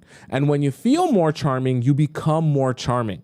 I don't know if any of you have ever had this happen to you when you're talking to someone and you're like, I just know that I'm like acing it all. I know that when you're talking to me, you're so into this conversation. You're so locked into this conversation. I got you. I got you wrapped around my finger. If you've ever experienced that, then you know what I'm talking about. It's like a zone that you get into when you're like, I'm there. And I know that the confidence I'm exuding, the way I'm presenting myself is so attractive to you that I can actually feel your attraction to me while we're having this conversation. And as that, you're feeling that, you're going to feel more confident. Your questions are going to become more intriguing. The way you present yourself and the way you ask them are going to become more intriguing. The whole conversation is going to feel more intriguing. And you're going to feel like you're really building something and sharing some sort of connection here with that person. And remember, like we talked about earlier, what are the high value men seeking the most of? Emotional connection. Not a connection with their wallet, not a connection with their resources, emotional connection, because that's what they're getting the least of. Okay, right? That's what we want for you. So do you guys have any questions about what we just discussed today, these 5? So stand out from the crowd, strategic but unassuming, the location, play into their nature, and the confidence candies. Okay, I didn't even realize today was Friday. It's okay, we'll go extra long today since it's Friday. Don't you worry, all right? Does that make sense to you guys so far, right? Rosie said, I'm not confident in a pub. I like coffee shops. Perfect. Then you go to a coffee shop. I want you to be confident. See, this is the thing. I'm actually a human being, not a dating guru. So I want to give you advice that helps you, the human being, okay? And there's a system and a strategy to everything, but the reality of it is a majority of the relationship stuff and, being desirable and all that stuff, it's mental, it's spiritual. So if I don't take care of your mental and spiritual by putting you in a position to have a good mind frame and a good mind state, then I'm not actually helping you. See, that's the thing that a lot of dating gurus and experts don't consider, is putting you in the best emotional state, because the reality of it is the strongest and best emotional state that you can be in is actually when you'll be the most desirable. If you're not in a right emotional state, then you're not going to be very desirable, because you're going to be insecure, you're going to be nervous, you're going to be sweating, you're going to be thinking about this, you're going to be thinking about that, you're going to be uncomfortable, you're going to feel inauthentic, and all of that is going to make all of the rest of the date come crashing downhill. But if you felt that confidence within yourself, if you felt like, you were actually that girl, it's going to be so easy to ace dates, and it's going to be so easy to have men falling all over you, because you actually believe that you're that girl yourself. And so you make it that much easier for other people to believe that of you. Okay? Does that make sense? Kubi says, I like to dress extra for no reason. LOL. I have up looking. Well, let me scroll up here. You said I have looking sexy. I realized I have a baby face, so I just lean into it. I dress all kawaii, like kawaii ribbon bows in your hair and everything. Oh, like you put kawaii ribbon bows in your hair and stuff. Perfect. Each of you have your own individual aesthetic. Okay. And whatever your own individual aesthetic is, see, as you mature, for some of you on the younger side, maybe you haven't yet found your aesthetic. As you get older, you'll start to find your aesthetic, what you look best in and what your style is. And you just lean into that, because at the end of the day, when you look in the mirror and you feel good about you, that is the most important thing, because you can't meet a man and be attractive to him if you don't look in the mirror and feel good about you. Because if you don't, you're going to come across very nervous, very shy, very intimidated, just very not any of the stuff that we want you to be if you're going to be attracting another confident, secure, intelligent, strong man. We want you to be projecting out confidence, security, strength, and all of those same qualities. We can't have you being scared in the corner of the country club in a blazer and red lipstick because someone else told you to do that, okay? That's not going to help you, and you're not going to see any results that way. I just have to be honest with you, okay? And I'm actually trying to help you, which is why I'm giving you this type of advice, okay? Mia says, what do you mean by playing into their nature? I talked about it already, so you can go over to my YouTube channel, just above my head on the top right corner of the screen, Tomisin Atobatele. You type in on my YouTube channel, and I'm live there at the same time as here, and you could just rewind it and see exactly what I said, okay? Does that make sense to you guys so far? Celine says, I normally dress good every day before stepping out of the house, and I just feel like, wow, perfect. I want you to dress like you, put on your aesthetic. That doesn't mean you can't try new things, but I want you to try what makes you feel good. So if you try something and it genuinely makes you feel good, continue doing that. If you try something and you're like, this is not me, it's not my style, then don't do that. We want you to feel good about you first, because you can't go to step number 2, which is being desirable to men, if you don't feel good about you first. I'm probably the only person in your life that, talks about dating, but I'll be focused more on you than I am about the guys. Yeah, we talk about what guys want, but the reality of it is the most attractive version of you is invested in you first, okay? And knows and takes care of you first. That's the only way you can move to step number 2, all right? Does that make sense? Uncle Chud in our YouTube chat, I think this is a guy, he is very upset, Uncle Chud, about us having this conversation here. And, he's just very mad here. He doesn't want us to have this type of conversation. He thinks it's all fraud. So I guess Uncle Chud, congratulations to you for spending your time in the Players Club with a whole bunch of people who don't agree with you. I guess that's the best use of your time, not making money, not going and getting a job, not doing something with your own life or meeting a beautiful woman, coming on here and talking to us about something totally unrelated to you. Congratulations, I guess.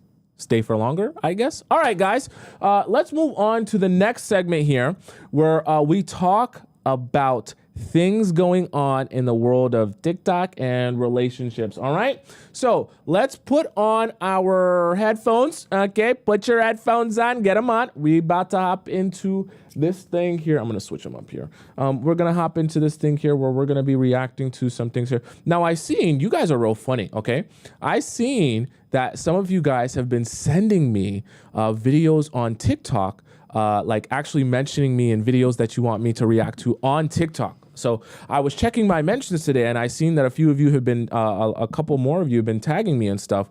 And so I added some of the stuff that you guys tagged me here that I'm going to react to. So I really appreciate that. And I seen that. So I went ahead and added it. So you guys can tag me in stuff that you want me to react to. And you guys can also put it into our Discord in the Tomisin Reacts section so that I can react to it as well. I'll see both of those and I'll try to put as many videos as I can in there since you guys clearly love this segment. Okay. All right. Let's go over here into our first video of the day. The reason you attract emotionally unavailable men into your life is because your mother never truly loved you. If your mom never really opened a safe space for you to be vulnerable and freely express your emotions or your feelings, to ask for help with something, to express your pain, to express your suffering, if your mother was never available for you, especially as a woman, because we are more emotional, we are more vulnerable, and we process things by expressing verbally how we feel, and if your mother was never receptive of that, you learned that love is something hard, that love is something unattainable, that love is something that needs to be achieved.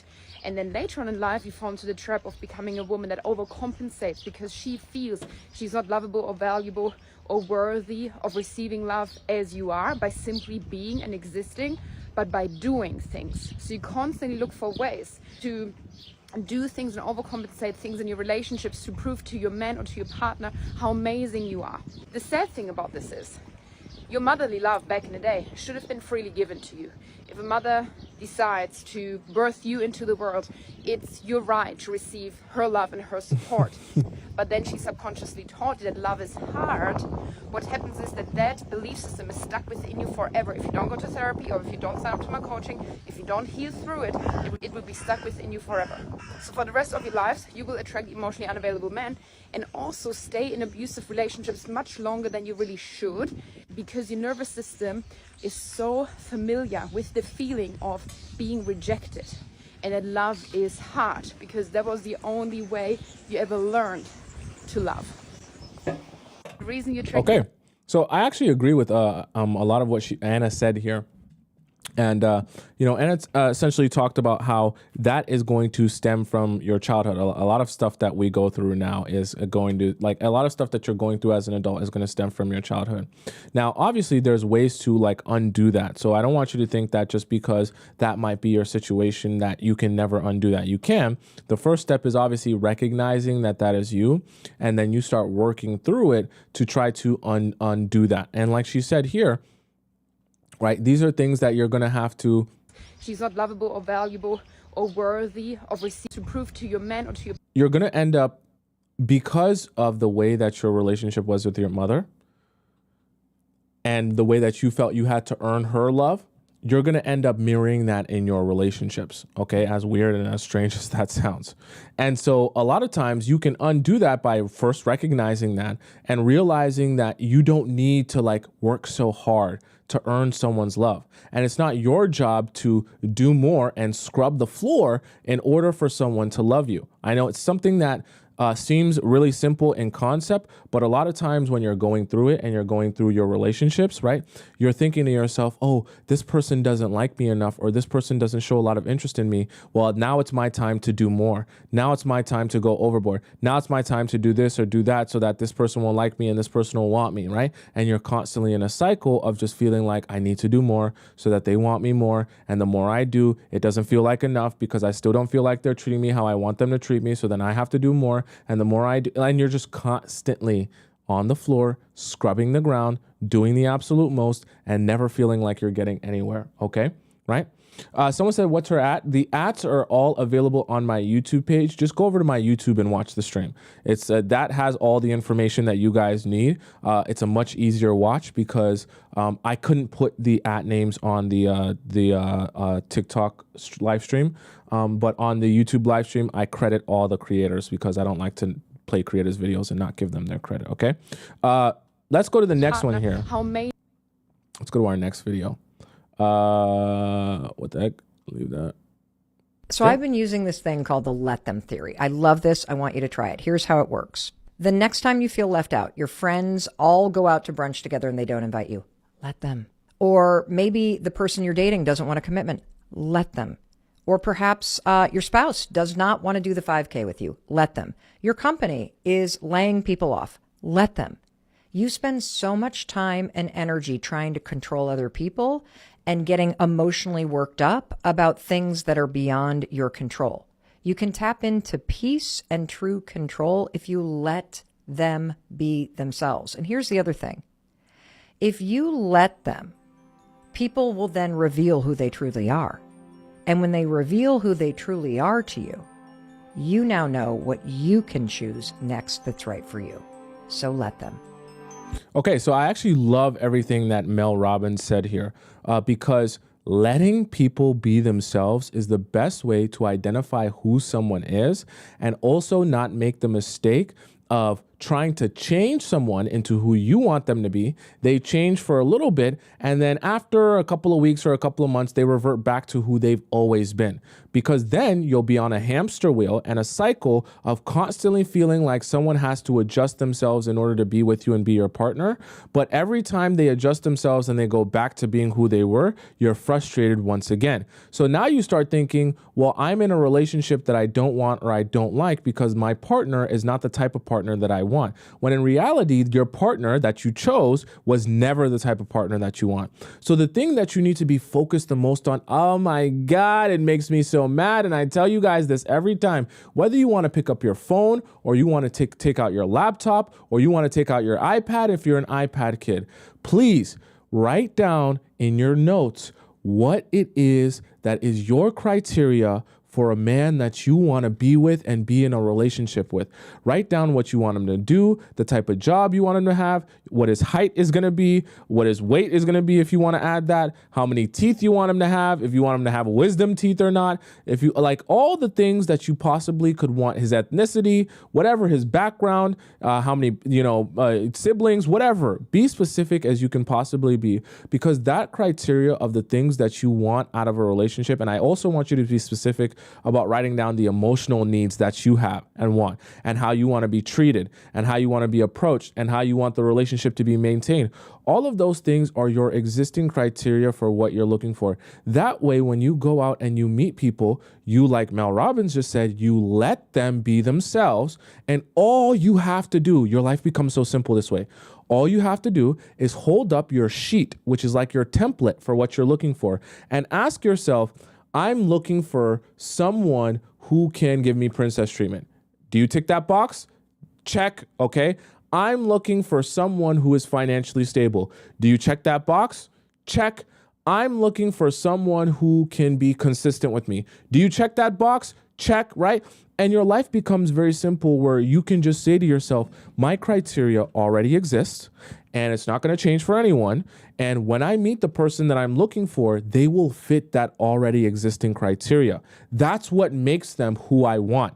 Not them being, handsome, not them having a long schlong, and not because, I hang out with them a couple times and they're the last person I hung out with, so I feel lonely if I'm not with anyone, and they're the last person I was with. What makes them who I'm looking for is that they fit the criteria of what I was already looking for. Then you just allow people to be themselves and you match up if your criteria matches up with who you've allowed them and known them to be in the process of letting them be. You guys following that, right? Right? Yeah, says be very specific. Yes, be very specific. And the reason I say that is because I want for you to not be unsure of what you're looking for. So the more specific you can be, down to the stitch count that you want on his clothes, okay? I want you to be so specific that you're never unsure of if you're looking at the person that you want when you're dating someone, okay?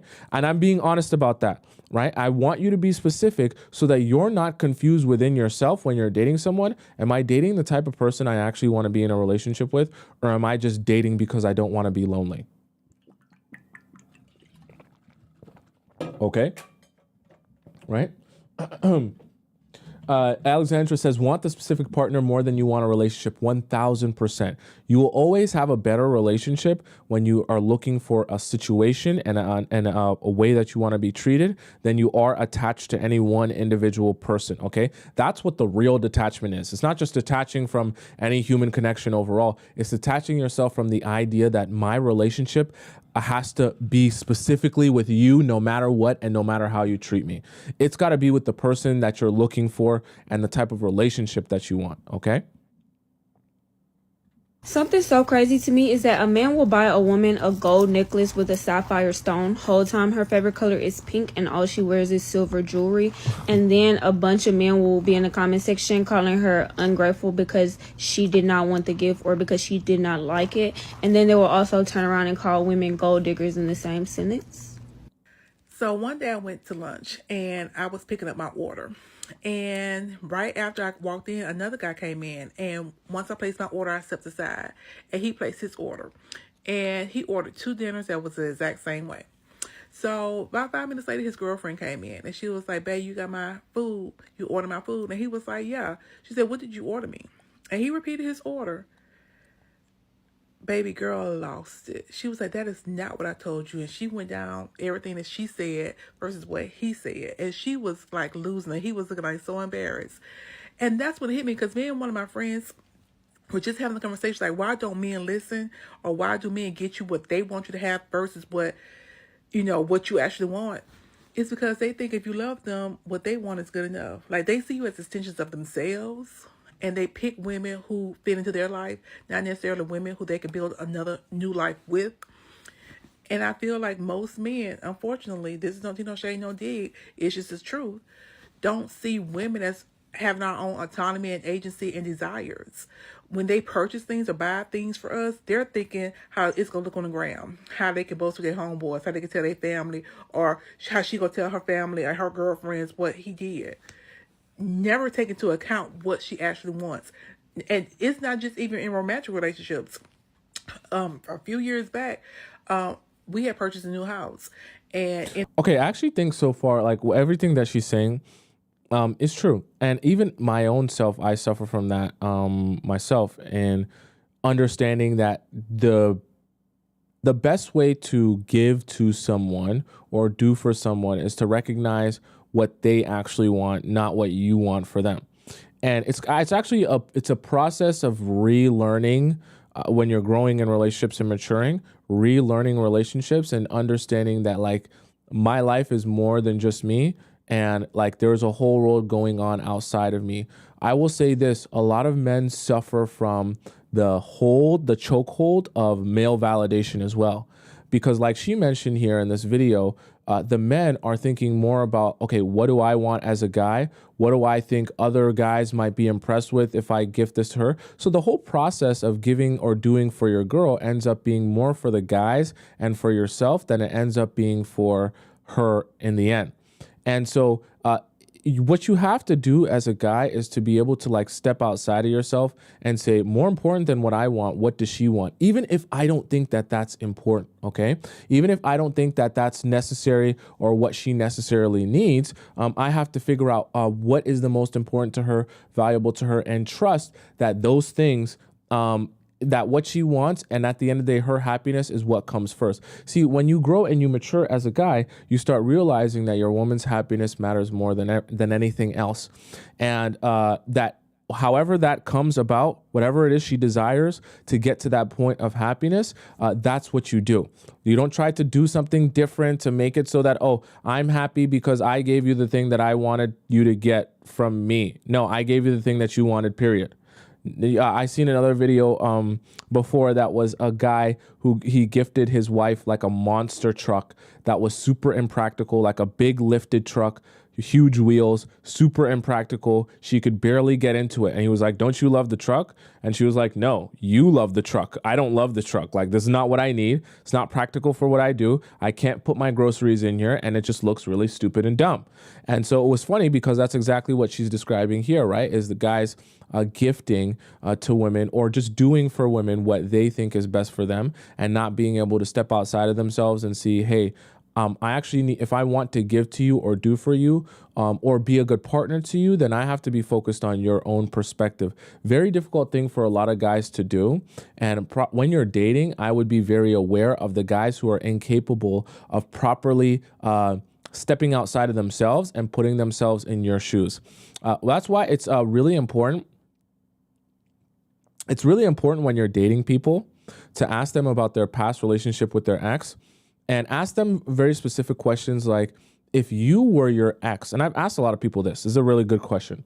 If you were your ex, right, what do you think she would say is the reason that you guys broke up, or the things that she really disliked about you in the relationship that you either did on a consistent basis, you said on a consistent basis, or she just, didn't work for her in the relationship. See, a guy who understands perspective and knows how to put himself in someone else's shoes is capable of being able to say that. Someone who is not good at putting himself in someone else's shoes will find it very difficult to imagine the perspective of his ex-girlfriend and what might have transpired in the relationship that she had issues with. Are you following what I'm saying? Right? So it's a great question to ask, because this is all about perspective and the importance of perspective in a relationship, and being able to see someone else's perspective outside of your own, specifically your partner's. A great question to ask so that you can know if a guy has that or not. Because if he doesn't, he'll do a lot of things like this, like she mentioned here. Okay. I think the rest of the video is just her discussing the same thing. A built-in wine cellar, and year long. As for she's just essentially going through the same thing. Okay, so I hope that makes sense to you guys. Someone said Tomisin the guru. I just a human being, guys. Okay, and that comes from my own experience with myself and growing and maturing in relationships. Right. If he doesn't call, you do not call. If he doesn't text, you do not text. If he is not reaching out to make plans, you will most certainly not reach out and make plans. And why? Because the sperm swims to the freaking egg. Damn, okay. Period. Biology? Why did she close the cabinet? I'm confused. Did the cabinet have something to do with the video? Okay, sperm swims to the egg, I guess, science, biology, yeah. But yeah, the crux and the concept of what she's saying, right? Call. If he doesn't text, you do not text. If he is not reaching out to make plans. What she's essentially trying to explain to you guys in so many words, is a quick video, obviously, is that you have to understand that the men, okay, we're talking about masculine, straight heterosexual relationships where you have the masculine men and the feminine women. I'm not speaking about anything else. You have to understand that the men are the ones meant to take the initiative when approaching you, because they want to get to know you and know you better and, take you out. You have to remember, we just watched a video earlier about Mel Robbins saying the let them theory. You have to give them the space to allow them to show you how much true and real interest they even have in you. The problem comes when you start texting, calling, and messaging all the time, thinking that he'll forget about you if you don't message and call him all the time, and thinking that you need to do so much in order for him to recognize you and want to be with you and spend time with you. But what ends up happening is you only end up building a relationship off of the idea that you're doing everything. You're pushing the relationship forward, you're managing the relationship, you're doing everything necessary to keep this relationship going. And then what ends up happening is with the guy that you're with, you down the line, you get exhausted trying to do everything in the relationship because you're the boyfriend and the girlfriend. So you're doing his role and you're doing your role. You're essentially taking yourself out to dinner. He's just there. You're planning it. You're organizing it. You're doing the reservation. You're everything required. You're doing it. So he's just there eating the food, but you did all the work on the date. You're the boyfriend and the girlfriend. And so a lot of times you can find yourself down the line in a relationship with a man where you're the boyfriend and the girlfriend because you spent all this time initiating, calling, texting, and not allowing him to do any of his job, which is to do the initiating of all of that, which is to show you the interest, which is to pursue you and want to push things forward and escalate things and, go into the direction of building something serious. He's meant to be the one to show you that. You're meant to be the one to receive that and meant to be the one to pace him and meant to be the one to say, okay, I like this. I like where this is going, right? Not the other way around where you're doing all the pursuing and that man is sitting back relaxing and probably pursuing another woman with all of his extra time and energy. Okay, right? Says instead of getting upset at actions or trying to control their behavior, just let them do 100%. Like I say, like Mel Robbins just said, and like I said to you guys earlier, you let them do. Neighborhood Watch said, except he's not a fit. 100%. Don't try to, when a guy tells you who he is and what he's about and that he's not looking for anything serious, allow that to be true and don't waste your time on that guy anymore. Okay? We don't want you wasting your time. I love you and I care about you. I really do. I don't want you wasting any more of your valuable time. When a guy tells you he's not interested, no, I shouldn't say not interested. When a guy tells you he doesn't want commitment, he's not trying to build, he's not sure what he wants, leave those guys in the dust. Just leave them in the dust. Okay. Right? Let's go to the next one here. I know how to turn on the perfect man. Oh, this is that Nick Cannon clip. Okay, we got to analyze this.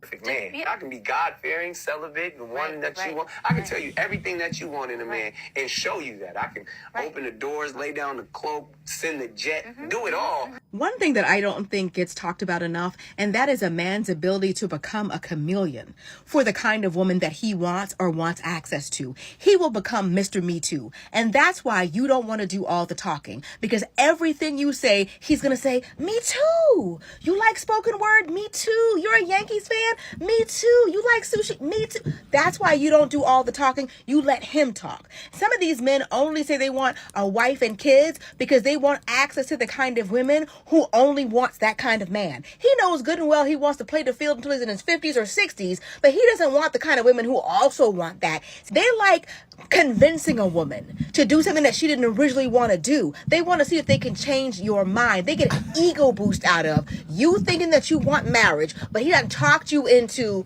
friends with benefits or a situationship or something that you knew you never wanted. The same men who are so quick to tell a woman that she should have chosen better are the same men who will admit that they can be a chameleon and become anybody that you want them to be. And this is why discernment, or your ability to listen to your intuition, is so important, because even if that man checks all the boxes, there's still that nagging feeling, that little voice telling you, I know, but something about him isn't right. And if that's the case, run.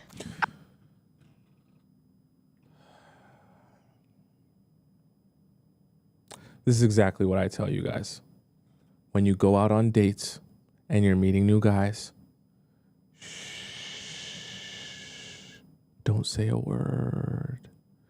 Just get good at asking questions, asking follow-up questions to the questions, asking follow-up questions to the follow-up questions. Let him talk to you and tell you what he's really about. Give him nothing. Be very vague. Don't give him any sort of concrete answers that he can say, like, I think it was life coach Sean here is at the Shonda. Shonda is her name. Like Shonda just said, don't give him anything that he can just say, oh, me too. You're looking for something. Me too. Oh, you want to get married. Me too. Oh, this, you want that. Me too, right? Because guys get good at that. They get good at saying me too just so that they can extract from you exactly what they want. Just be vague. Just be vague. Be quiet and ask a lot of good questions. I'm not saying be quiet because, oh, that's all you should do is just shut up and never say anything. I'm saying be quiet because the more you allow guys to speak, the more they will reveal to you about themselves, okay? We want you we want you to be saying as little as possible and allowing them to fill into the gaps what they're actually looking for and what they actually want, or for them to be floundering around the place trying to find which thing to say that makes the most sense, that they can't just say me too, right? Me too, okay? Ivy said, but you can say you want a relationship. I mean, of course. I mean, when you're going on a date with someone, saying that you want a relationship is not a crime. Okay, that's not rocket science, right? Saying that you want a relationship is pretty straightforward. I just mean when I'm talking about me too, I'm talking about the specific things about you that it's like, oh, what are you looking for in a guy? Right? So some of you might say, oh, well, let me tell you the laundry list of everything I'm looking for. I'm looking for a man who would buy me flowers because I never used to get flowers. I'm looking for a man who would take me out to fancy dinners because I never used to get that. I'm looking for a man who would buy me a diamond necklace or a diamond ring because that's something that I've always wanted. And a lot of times when you're meeting guys at the very beginning, they're going to be taking all of that information in and they're going to be realizing, okay, this is the perfect way for me to get to your heart. You're giving me all the keys to success to get to your heart. And you know what they get good at? They get good at giving you exactly that to extract from you exactly what they want. When they extract from you exactly what they want, then they disappear or they change up because that was never them. They just knew how to be a chameleon for whatever you were looking for in the moment. Are you following what I'm saying? Right? And you don't want men to be able to just say me too and be whatever you want in the moment. Saying things like I want a relationship or saying things like, like that, like those are vague. Right? Even when you say, I'm looking for, when they say, oh, what are you looking for? You say, I'm looking for a guy who's nice and a guy who treats me well. Right? Those are so vague, people don't even know what you're actually saying. Okay? And that's good. We want you to be vague, and we want, instead of you being vague, not talking a lot, asking a lot of questions so you can extract a lot of information. And in the process of you asking a lot of questions, you enchant him with the idea that I'm so fascinated with you and everything that you have to say. Please tell me more. Because then he stops feeling like it's an interrogation and he starts getting the ego boost of feeling like he's the most fascinating and amazing man on this earth, that him telling you more is making you more interested in him, and he's doing such a good job by spilling his guts. And guys get into this flow of spilling their guts, not realizing that they're telling you about how they did their ex super dirty. And that's good information for you to have, okay? We want you to have information and not be confused and thinking that this guy is amazing when he's actually not, okay? Very important superpower for you guys to have, all right? Next here, let's go to the next one we have. To the people that told us to get hobbies instead of dating, thank you. This is my milk bread. That's me. She's talking to me. Danny's talking to me. I'm the one that told you all to get hobbies instead of... That's me. Told us to get hobbies instead of dating. Huh. That's me. She's talking to me? Huh. Thank you. This is my milk bread. I made this myself. With all of the time that I'm not wasting on somebody's crusty fuck. To the people that told us. She clearly has some anger in her there. Clearly. But this is part of the reason why, actually, and I didn't mention this yesterday. We won't stay too long on this, but we didn't mention this yesterday. But this is part of the reason why I recommended to you guys. Now, you guys can do whatever you want with your life, but this is why I recommended to you guys to date one man at a time. Actually, since we're here and we're on the whiteboard, I just want to break down a little bit of quick math to you guys. Don't worry, guys. We're not going to be here too long. I just want to do some quick math. I know we're in React section. I want to do some quick math for you for a second, okay? So we're going to do some quick math here. just so I can show you guys why I actually recommended you guys date one person at a time and why it was more about you than it was about anything else. Because I seen a lot of people yesterday when I rewatched the show say, hey, Tomisin, we want to date multiple men at the same time because we want to decenter them and we don't want to be delusional and we don't want to be, too stuck up on just one man. This is what I want to do here for you guys. Okay. So let's put down your week here. So let's say 1 week of your time. Just real quick, this is going to be a very simple kind of a presentation here. So 1 week of your time, okay? So in the 1 week, let's say that we have a pie chart. And so, or we can just do it like this. We can say this is your 1 week. So we got day 1, day 2, day 3, day 4, day 5, day 6, and day 7, okay? So let's say in your 1 week, you want to do the thing that everyone is recommending you to do, which is to have a roster, right? So you want to have a roster of people. So in your roster of people, let's say you are dating 4 guys, right? You're dating 4 guys in your roster. So because you're dating 4 guys in your roster, don't worry, guys, this is going to be very quick, easy math. You're dating 4 guys in your roster. And so each date, let's say you go on 1 date a week. So you go on 1 date a week with each guy on your roster. So you got 1 day filled up of your 7. You got 2 days filled up of your 7. You got 3 days filled up of your 7. You got 4 days filled up of your 7 to average 1 day filled up with a guy. So this right here is all, we'll do this, okay? So this right here of the 7, this is all men. Now you got, let's say, right, you have 3 days left in your week, okay? Now, of the 3 days you have left in your week, let's say your friends want to hang out 2 of those days, okay? Because, you want to spend time with your friends. They're your besties. They've been together with you forever. So now you have 2 days, right? This is for friends, okay? Now, of the day you have left, you also have your family, right? Your family is important to him, and you want to spend time with your family as well. Now, let's see. So you now have another box here, and this is for family. Okay? So we have now established the 7 days of your week. 4 of them are spent with men, 2 of them with friends, and 1 of them with family. So please, Neighborhood Watch said it perfectly. Please explain to me, where is the space for you?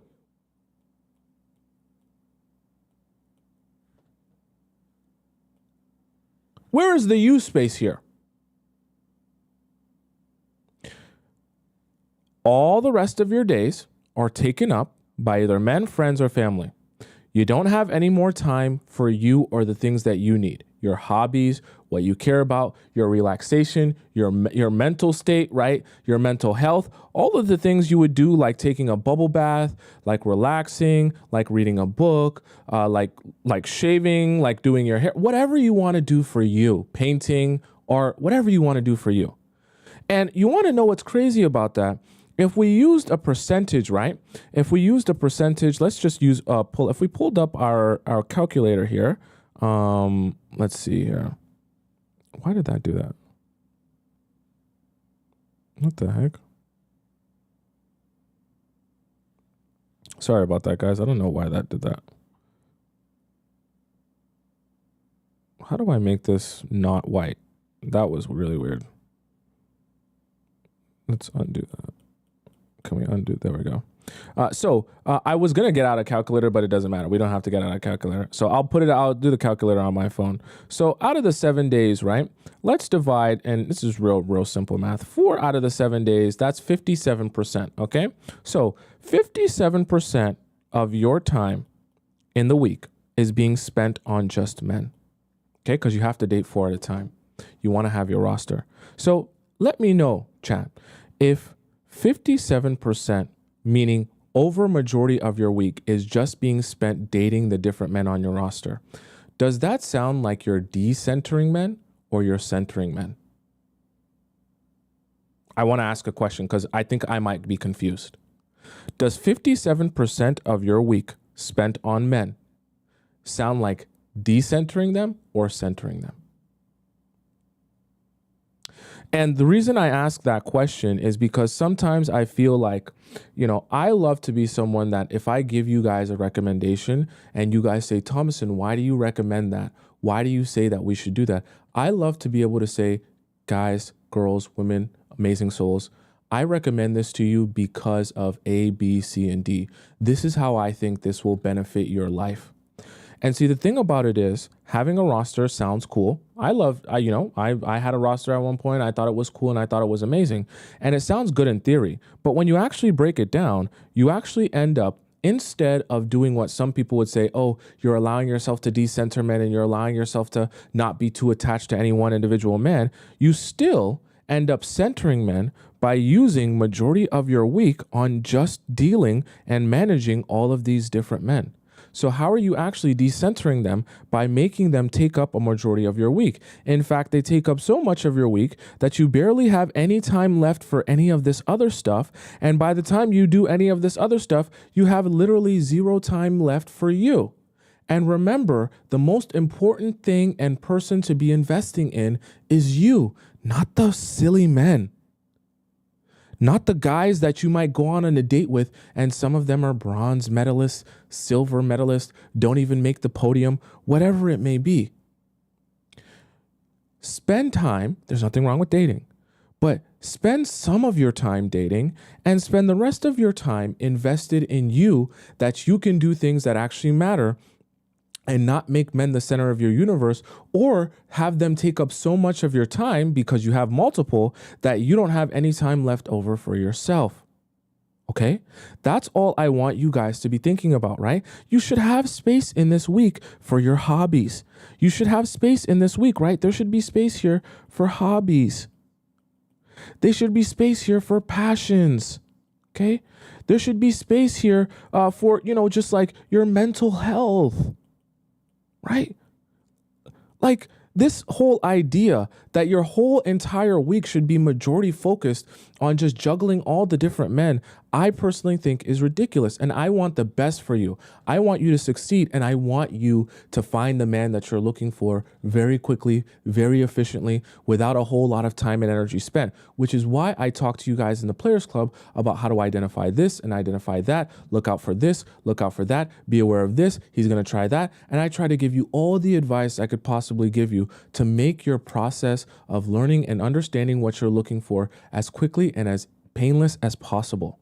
But what I don't want you to do is to try and go out and do that all at once with multiple men, because two really bad things happen. One, you have very little time left over for you. And then number two, it's like you're trying to implement all the strategies that we talk about, while instead of doing it one by one and figuring out how that works for you, now you're trying to do it with a bunch of people at the same time.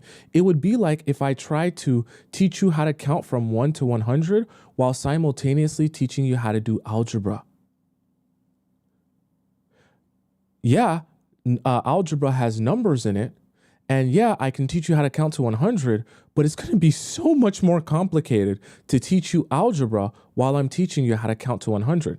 Not that you're a little kid or you're incapable of dating multiple men, but I just want you to think of the concept. If we're learning a lot in the Players Club and you're learning a lot about how men think and how you want to change your situation so you can see different results, let's start by doing that with one guy at a time first, okay?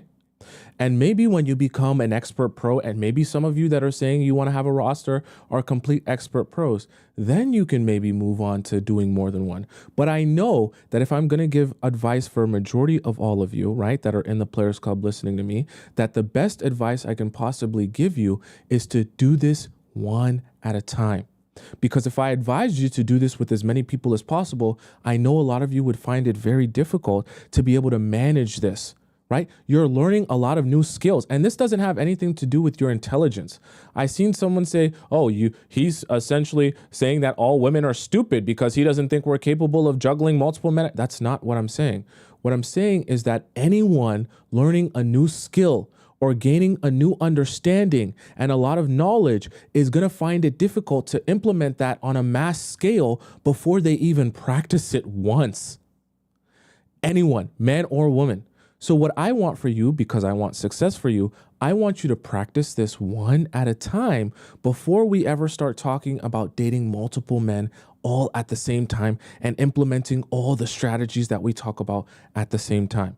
I just want you guys to understand that I know that this is a little bit of a side note, but I love you all so much and I care about you all so much. I actually want to do things that benefit you, not just give you sound bites that sound good and get you hyped up, because I'm getting you hyped up to go out there and fail. I want you to succeed, and I want you to succeed in your relationships. So when I break it down like this, I'm breaking it down because I want you to see how I am trying my best to give you advice to help you succeed. Not because I think you're dumb, not because I think you're incapable, and not because I think you don't know how to do stuff the right way. Because I actually want to see you do well, and I want to give you the best opportunity to succeed and do well. Okay, does that make sense to you guys? We can hop back into our React section here. I know we took a little bit of a side note, okay? So let's hop into, Danny said with the hobbies to here. Get hobbies instead of dating. Thank you. This is my milk. And this is perfect because the reason I mentioned this for this video is because it's perfect that, you know, you become such a more happier person when there's space and time for you, that by the time you do end up dating someone, you're such a better, more attractive version of yourself with that confidence and that inner security and that inner peace, right? You need to have space to manage and maintain your inner peace. Your sanity goes out the building when you're juggling too many things at once. That goes for anyone, not just you, okay? And for those of you wondering, I wouldn't advise men to have a roster either if they're serious about dating and commitment and building a connection. Why? Because it's the same thing for men as it is for women. When you spread yourself too emotionally thin, you won't possibly be able to take in the individuals that you're dating. So I don't personally think it's just a woman or a man thing. It's a human being thing, okay? Let's go on to our next one. This is how you get your man obsessed with you, make him crave you, get him to chase you again and reignite the spark. Step number 1, make this man suffer. Men are drawn to women who slightly scare the shit out of them. Dominatrixes, nurses, doctors, women in uniform, police officers. These women know how to inflict pain on them and men are slightly attracted to it. And most importantly, these women know how to make a man suffer, and on the other side of suffering is pleasure. And men are attracted to women who intimidate them and don't need them. Therefore, they immediately put you on the pedestal and value you more. So every now and then, if you want power over your man, make this man suffer. In your silence, in your absence, by not always texting back, always picking up the phone, always saying yes and dropping everything to see him. Don't do that. The more you're unpredictable in your actions, the more he's gonna get confused and slightly suffers because he misses you. Therefore, he keeps sitting on the edge of his seat, always having to still pursue you and put energy into you. The moment he gets comfortable because he feels so safe with you, he's bored and the spark is diffused. Step number 2, men. I like what she said here. I like how she said it. She's pretty intense. When she's talking about making men suffer, she's not like talking about tying a rope around his, neck or anything like that. She's talking about essentially not easing men's anxiety. Like I always talk to you guys in the Players Club, right? You don't want to be easing men's anxiety. And the thing about it is men are going to reach out to you to allow you to ease their anxiety. They're going to say, oh, but you never text me. I feel like you don't want me. I feel like you're not taking this serious. I feel like you don't want this relationship. They're doing that so that you will start doing the job of easing their anxiety and making them feel like you're invested in this relationship. The problem with that is the moment you start easing his anxiety, he's going to start pulling back from you and liking you less. If you actually start thinking to yourself about your relationships and the guys that you've liked the most, you'll start realizing that the guys you like the most are correlated to the guys who gave you the most anxiety. Right? A lot of times, at least. And the guys you like the least usually gave you the least amount of anxiety. Not because there's something wrong with you or you're a toxic person, but it's natural that when someone is giving us anxiety, we think about them more. The more that we think about them, the more brain power we use on them, the more time they take up in our mind, the more we begin to like them, right? Or convince ourselves that we like them because we're thinking about them so much. You start to create a narrative in your own mind that the only way I can think about them that much is if I like them that much. And if I like them that much, then that means that these, feelings are real and I should pursue them and act on these feelings. So you you got to let guys stay in that feeling of anxiety where they want more of Mentally you. stimulate him, because seduction starts in the mind, not down there, not in the body. The more a woman can play tricks on a man's mind, the more he fantasizes about her, the more he bonds with her, the more it feels like a reward once he's actually with her. If your man is sitting at the pub with the boys and he's out at the park and he's out having a beer and out at the gym, he's out at the park, he's out at the pub with the boys, and all he can think about is you have psychological power over him. So how do you have mental power over a man? By not always giving your exes away for free, by not always sending him news, by not always being readily available, by not always dropping everything and jumping when he says jump. Plant seeds and mentally seduce him by telling him that you had a long day at work and you're sitting in the hot bubble bath, drinking a glass of red wine, listening to jazz music. Or tell him you've been shopping, you bought the cutest set of lingerie, lay it out on your bed, take a photo and send it to him, but not with you in it. Number 3, don't baby him, because the moment you do, you always look after him. What's going on? I like that. I like what she said. Remember, I told you guys one of the best ways if you want to spice up texting, you're not getting to know someone over text. One of the best ways to spice up texting is to send him quick and short pictures and videos of what you're doing so that he can see that you're busy and you have a life outside of him, rather than just telling him that, because it's text on a screen. The visual is so much more powerful, and the visual reminds him that, hey, your life and your world is spinning whether or not he's there. It's great. It's great. It's great. It's great. For men, when you don't drop everything for them, and then also they get to continuously be reminded that your world spins without them, they recognize that if they want to approach you, they better approach you with some sort of respect and some sort of understanding that in order to get access to you, they can't just, do whatever they want. Why? Because they don't bring the sunshine into your life. It's not like your world started spinning when they walked into it. So when they walk away, or if they walk away, or if they don't do the right thing, it's not like your world is going to end there. Okay? When he's sick, you always put together the 3-step skincare routine. You put together an entire wardrobe. You always look after him. You become his mother, and he will not be attracted to you. Number 4, reinvent yourself. And I mean this visually. Okay? I think that one's pretty straightforward. You don't want to be doing everything for a man, scrubbing the dishes, washing the floor. Like, you can't be babying a man. He's not going to be attracted to you that way. And honestly, you'll be very dry. You'll be dry as a desert yourself. Men are very visual, so you want to seduce them from the visual aspect. The way you do your hair, your makeup, the way you dress, the way you smell, maybe it's your perfume. It's not only about dressing feminine, but also switching it up, because the moment men get used to you, they get bored of you. If you're always somewhat unpredictable, it also gives you emotional and mental power over him, and you keep playing tricks on his mind. The more you're unpredictable, the more it gives you mental and emotional power over him, because he never knows what he's gonna get next with you. Dress up your look, change the way you show up, change your makeup, try different clothes, try different hairstyles, and just always leave him waiting on the edge of his seat. If you want to... Okay, this is the only one that I want to caution some of you on, because this kind of goes too far into the deep end of like now... When you're trying so many different things just for shock value, you don't want that. Like, you need to stay, and I know that Anna is, just trying to give you guys advice, but you don't want to stem too far into the realm of being inauthentic to yourself. So you need to take what she's saying with a grain of salt and understand how to do that within your world and within your aesthetic. Don't just dress a whole different way for shock value, okay?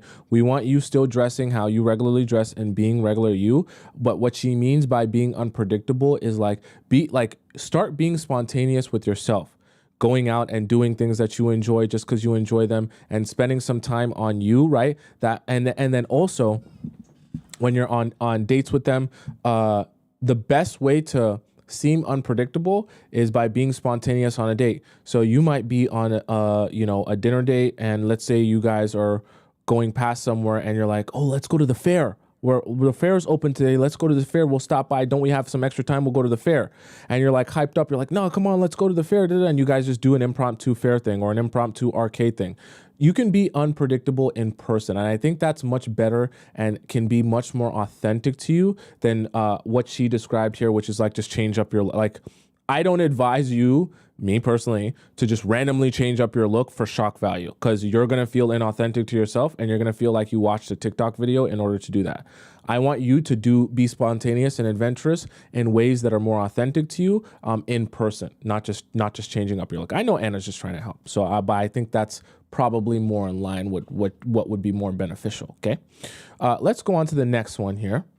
Women, if you make men wait, you will end up with the men with time on their hands. Think about it. What kind of man is going to wait around to see if a given woman thinks he's good enough to sleep with? I'll help you out. It ain't gonna be the attractive men with lots of options who already know their worth. If you are fortunate enough to find yourself on a date with one of these individuals, and you are receiving the undivided attention of a high-value man who is showing you sexual interest, it is not the time to play hard to get.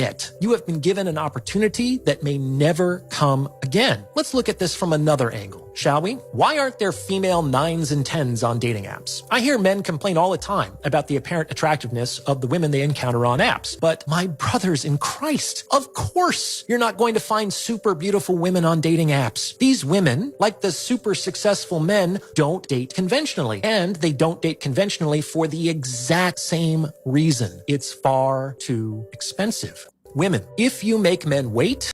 What the hell is he talking about? No, genuinely, what the hell is he talking about? No. What the hell? This was submitted to me. I think Ivy submitted this in our Discord. What the hell is he talking about? This is actually exactly the opposite of what we just... I need to watch this again because I feel like I didn't hear what I thought I heard. You will end up with the men with time on their hands. Think about it. What? Making him wait, you'll end up with the men with the time on their hands. Or you'll end up with men who can be patient and respect boundaries. Oh, okay. What kind of man is going to wait around to see if a given woman thinks he's good enough to sleep with? I'll help you. I genuinely mean this. Like, what is he talking about, though? Like, I get it that some men that date you are going to be looking to sleep with you as early on as possible. But, like, I'm assuming, like, his name on TikTok is Psych Hacks. And he's dressed in a collared shirt. I'm assuming he has some sort of degree. Now, mind you, I don't have no sort of, psychology degree. But I just don't understand the basis of anything he's saying here. I'm really confused myself.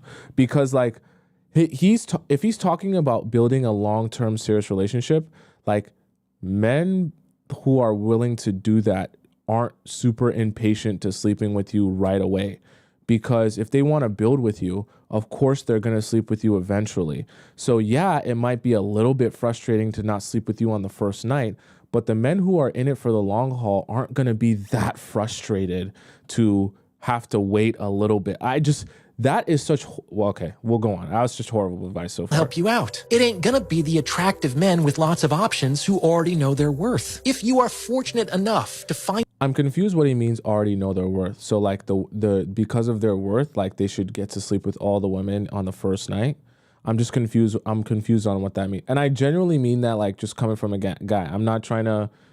pander or anything. I just don't understand what he's saying at all. Find yourself on a date with one of these individuals, and you are receiving the undivided attention of a high-value man who is showing you sexual interest. It is not the time to play hard to get. You have been given... The weirdest part about this is the video is meant to be directed towards women. He says you have not... What the hell is he talking about? To get. You have been given an opportunity that may never come again. Let's look at this from another angle, shall we? Why aren't there... Okay. Please, all of you beautiful souls, don't listen to any of this advice. Because if you approach high-value men as if you've been given an opportunity by being on a date with them, oh my God.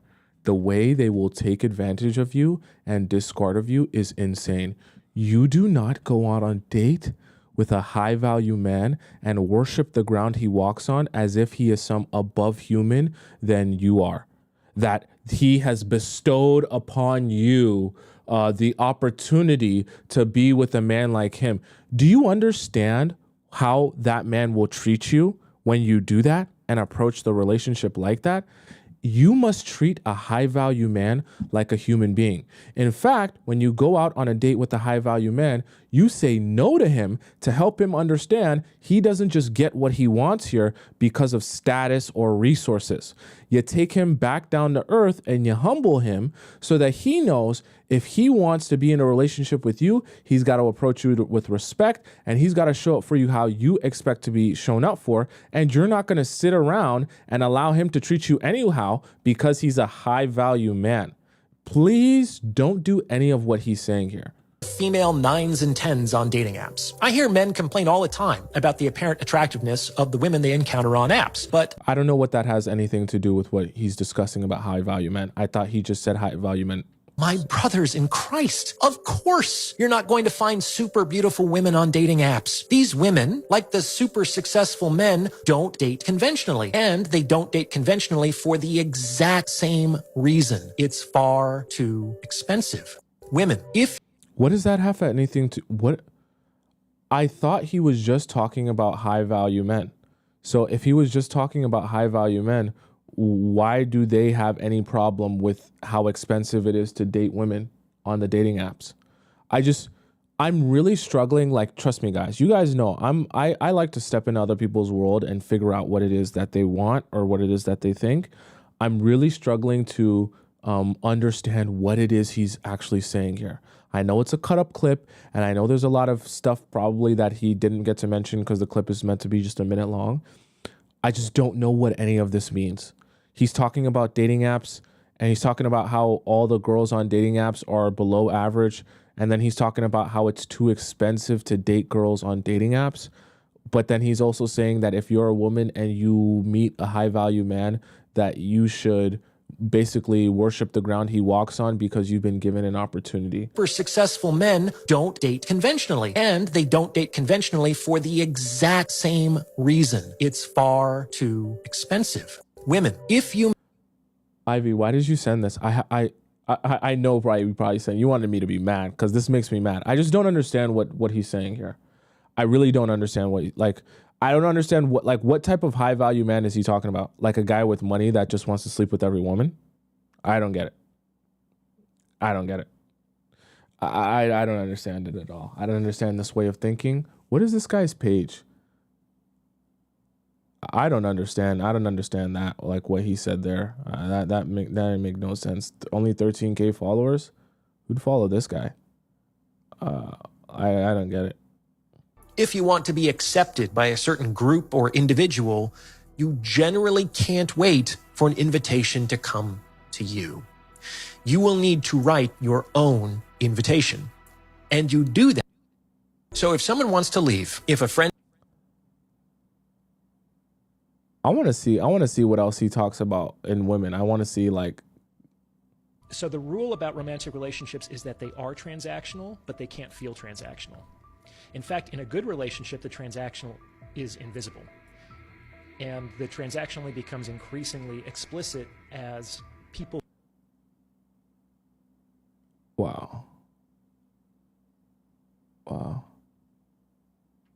Let's see this dating advice he has. I get the idea that The fundamental principle in the game of mating and dating is that everyone is attempting to get and keep their perceived best option. If this is true, then the perceived of value best option is at the heart of all human relationships. And this means that relationships always have two components: perception, which is psychological, and value, which is economic. The most popular That's actually facts. I don't know why he went off of the deep end to that other thing that he said here. It didn't make any sense. But that thing about, I don't know where he was in his mind when he made women. this. If you make men, he must have been twisted when he made this one. I don't know. Like he must have been off the Xannies, off something. He was off something when he made that one. I didn't get that one at all. Let's see here. Do we have any more? I think we did all the ones that we were supposed to do today. I don't think I had any extras here. Yeah. Okay, so we'll do some more tomorrow. All right, guys. Let's head over into our final segment of the day. You know, today's Friday, so we went a little bit over. It's fine. Who cares? We have fun in here. Tell me in the chat, do you know what time it is? I want to know in the chat.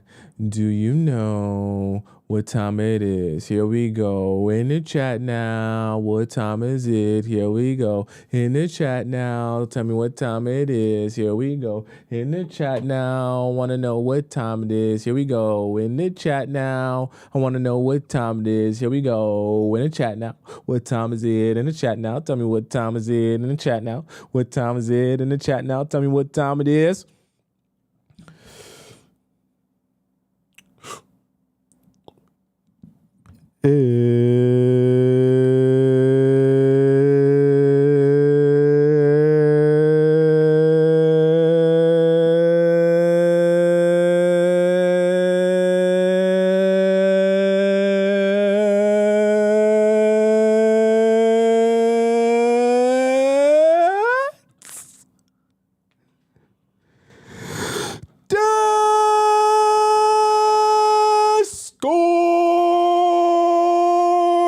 Time.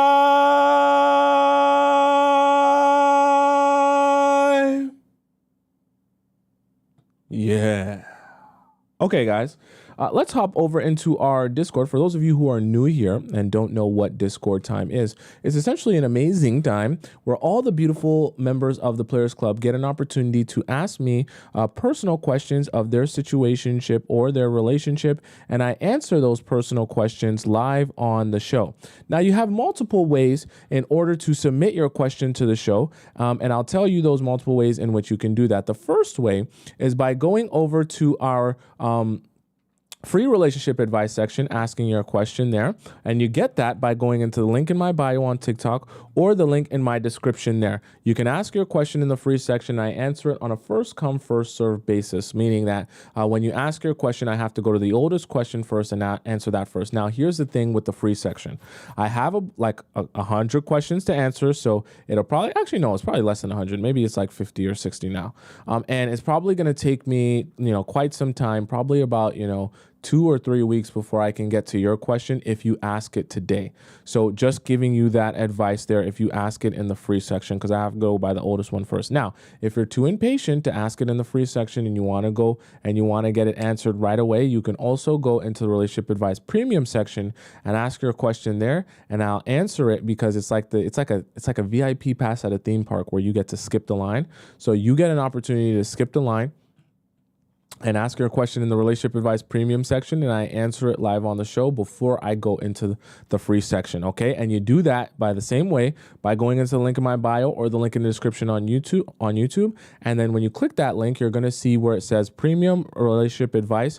You donate to the show, and all you gotta do to donate to the show is just type in your user, you donate to the show, and then when you're doing that, you type in your username and you type in the title of your question. That way I'm able to get a notification on my phone, see that it's you, confirm that it's you, and make it fair to everyone. Now, you also have another option, which a lot of people have been utilizing. I've noticed that a lot of you guys are utilizing this option here, is to go into, in the same link in my bio and in my description as well, you have an option to also ask me a private relationship question if you don't want your business to be all out there and on the Discord as well. And I'll answer your situation in a private sense, and I'll send it to you back, my response to you through email, and I'll send you a voice message, okay? A lot of people have been using this one, so I'm glad that I added it, because I can tell a lot of you were waiting for your time to ask a question, but you just didn't want it to be public. So whatever you guys want to do, whatever your heart desires, that's what you can do. So I have plenty of options for you all there. All right, let's start off with Anna today in our premium section. And Anna asked, I have 2 questions.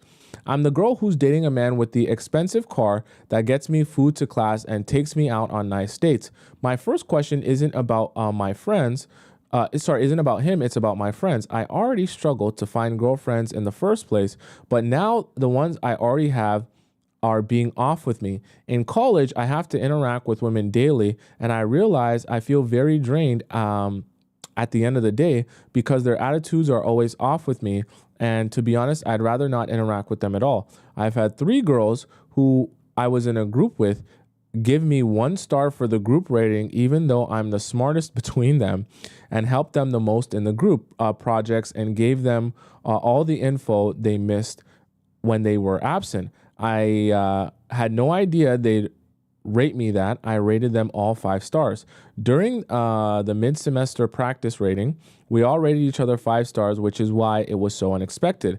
The teacher caught on to what they were doing, and they gave me an A anyways. In another class, I am in a group with a girl who started giving me the stank eye. We were doing a group project, and she said something completely wrong, so in the nicest way possible, I told her, "Are you sure? I'm pretty sure it's like, etc." And she literally laughed at me as if I'm dumb or something.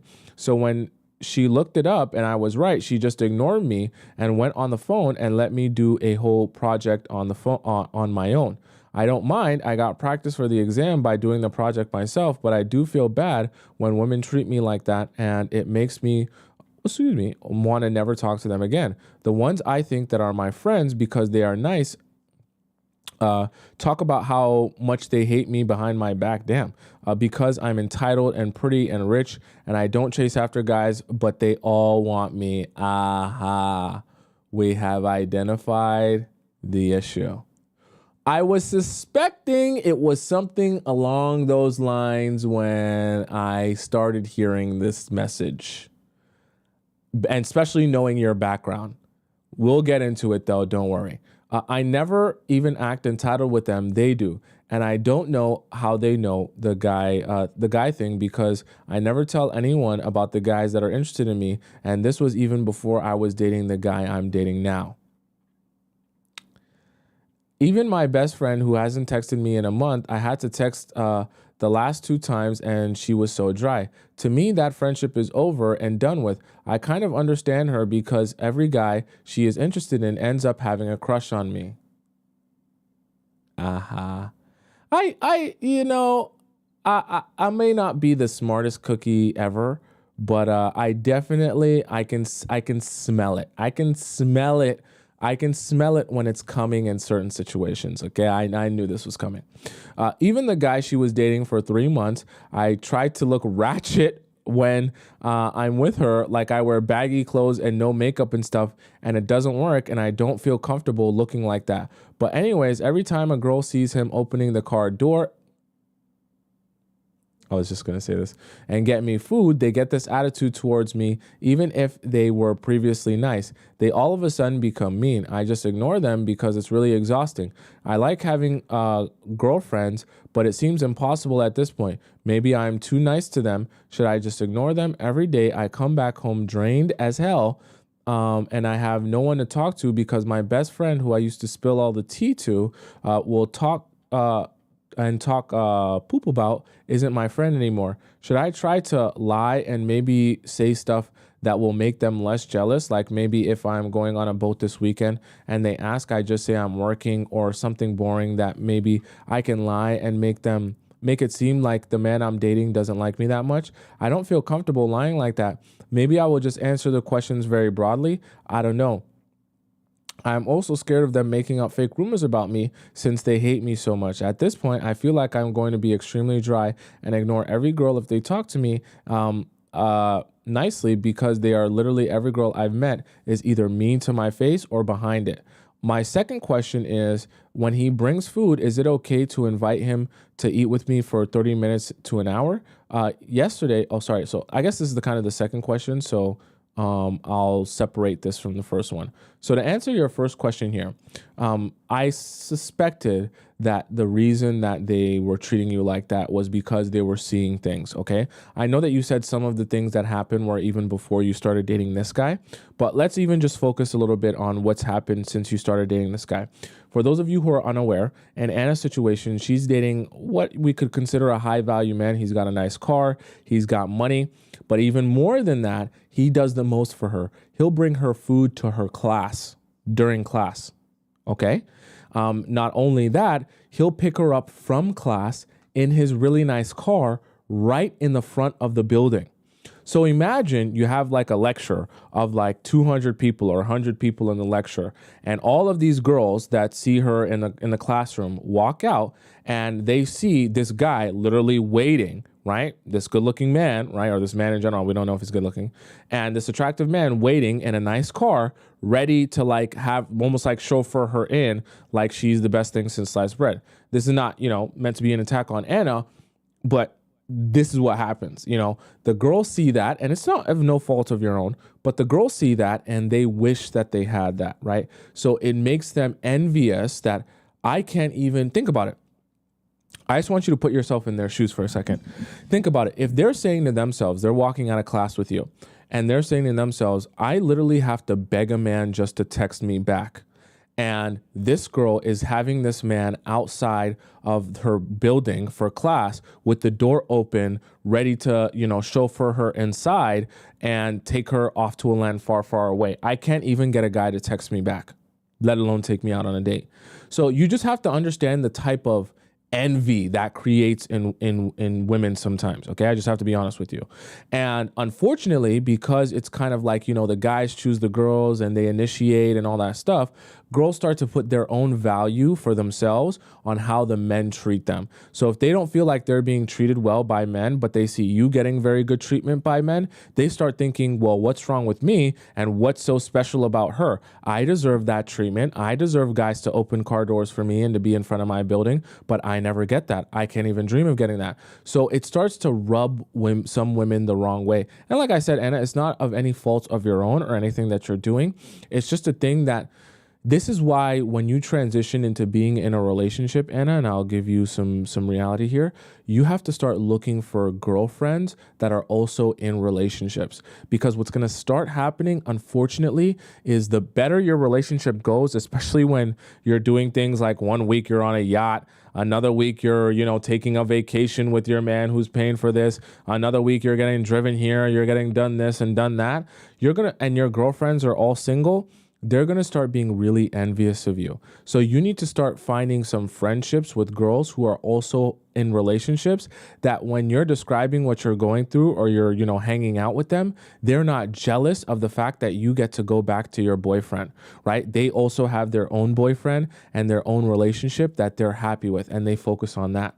Because what's going to happen is, like someone just said in the chat, right?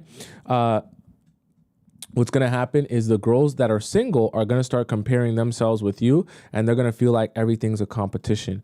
And especially if you're like an above average, really pretty girl, and a lot of guys take notice of that, they're going to be even more jealous when the guys that they like you or seem to be interested in you. There's obviously nothing you can do about that, and you shouldn't have to dim your light for other people to feel good around you. Now, there's a balance there. You don't want to have to dim your light, but you also don't want to rub it in people's faces, and you want to be cognizant of like the things that other people are going through as well, and not be so much like, I'll give you an example. You don't want to be this type of girl as well. Oh, life is so hard. I just, this week I have to study, but Rome, we'll just call him Rome. Rome wants to take me out on a yacht this weekend, and he wants to take us on like a really nice trip and over the seas, and we're supposed to eat in like Prague. You know Prague, right? You've heard of Prague. You've seen it on TikTok.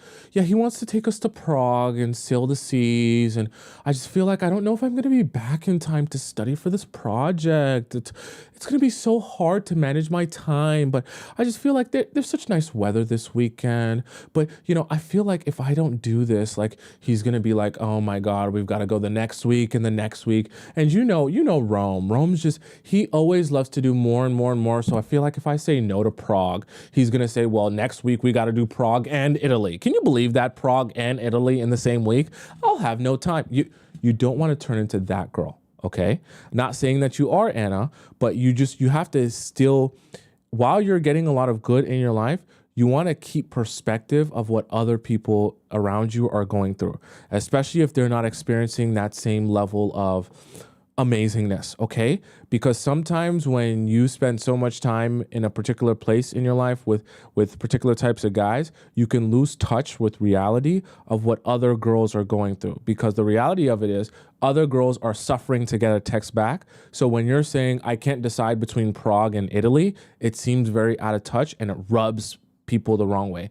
Not saying that you are doing that, but if you start thinking to yourself, what I just described kind of does sound like you when you think about it, then that should also let you in on the idea that that might also be a thing that rubs people the wrong way. You understand? So when you're making friends with girls, you just want to be careful that you're not rubbing them the wrong way by complaining in a way that's really not complaining. It's more like rubbing it in their face that they don't have what you have. Okay, right? Someone says Anna needs rich girl hobbies, right? Yeah, Anna, you need to start having rich girl friends and have a rich girl friend group who all have rich men. Like you kind of have to. Sounds weird, but you kind of have to start realigning yourself with what you identify with, because you're only going to be frustrated if all your friends don't live the life that you have, because anytime you complain or, talk about your life, it's going to feel like a slap in the face to them. And you don't want that, because I know that that's probably not your intention, and because you want to have friends and have girlfriends that you can talk to. But you have to also understand, if they're in a completely different place in their life than you, it's going to be hard to continuously connect with them. Okay. Next, the next part of your question here. My second question is, when he brings me food to invite him to eat with me for 30 minutes to an hour. Yesterday, he was so cute. He got me filet mignon. Sorry, I messed that up. Filet mignon and mashed potatoes. Wait, he brought that to you? Because he remembered that was my favorite steak and my favorite type of potatoes from one of our dates. The day before, he surprised me with my favorite coffee and some dessert. He remembered that was my favorite coffee because I ordered it once a month ago. Okay. I told him that he could eat with me in the library. He sat with me for an hour and fed me. Okay. He fed me and helped me find answers for the homework I was solving. Of course, I made him eat with me, but he only accepted a bite and kept saying that it was all for me. Then he drove me to my car. He asked to take me out for dinner. After that, I said I'd love to, but I had to go to sleep. I don't know. I feel rude if I just take the food he gets me and I go back, especially when I'm just doing some easy homework or when my tutoring is done and I only have to sit there for an hour since no more students need tutoring. I did just take the food from him, and go a few times, but sometimes I let him come for a bit. Is that wrong? I don't exceed 3 hangouts a week. That's good. I make sure that when I let him eat with me, it's the same day that he already had a date with me earlier. I do this so we can have at least a day or two to miss me between our dates. How do you think I should manage these situations? Should I just take the food and thank him? Sometimes I have class and I can't let him hang out with me when he gets me food anyways, but sometimes I am able to let him eat with me on campus and let him enjoy being with him. And I enjoy being with him a lot. Another thing is, I feel weird because I see this huge contrast in the way he treats me and the way he treats other people, and the way other people treat me. So it makes me feel bad for accepting his treatment and makes me feel like I don't deserve it. Okay. Also, one more question. Okay, let me answer this part first. You don't need to worry about that. Like, you deserve the treatment that you're getting from the guy. That's what you're getting. Don't feel bad about that. Don't question that. And don't, say that you shouldn't get that because, other people aren't getting that. That's not what I'm saying at all. And that's not what I want you start to believe because other people are sad in their lives. Okay. Accept what you're getting and be happy about it. Okay. Now, the other thing as it relates to the scheduling, I think you're already doing a really good job, right? You're seeing him on the same days that you would be going out on a date with him and allowing there to be some days where he doesn't see you. I think for the foreseeable future, you want to keep it where there are some days that he doesn't see you. So some days, if, on back-to-back days, or he's trying to see you and bring food to you to see you every single day, I do want you some of those days to say no, just so that there can be days where he doesn't see you and give him the excuse, I got a lot of work, I got a lot of this, I got a lot of that, because you just want to keep it, at a pace where, see, this is the thing. Remember, we talked about the girl, you're the one that sets the pace of the relationship. He's trying to push and push and push and push so that he can see you every single day. You don't want it to get to that because remember, once he starts seeing you every single day, the only place he can go from there is backwards, which is I want to see her less.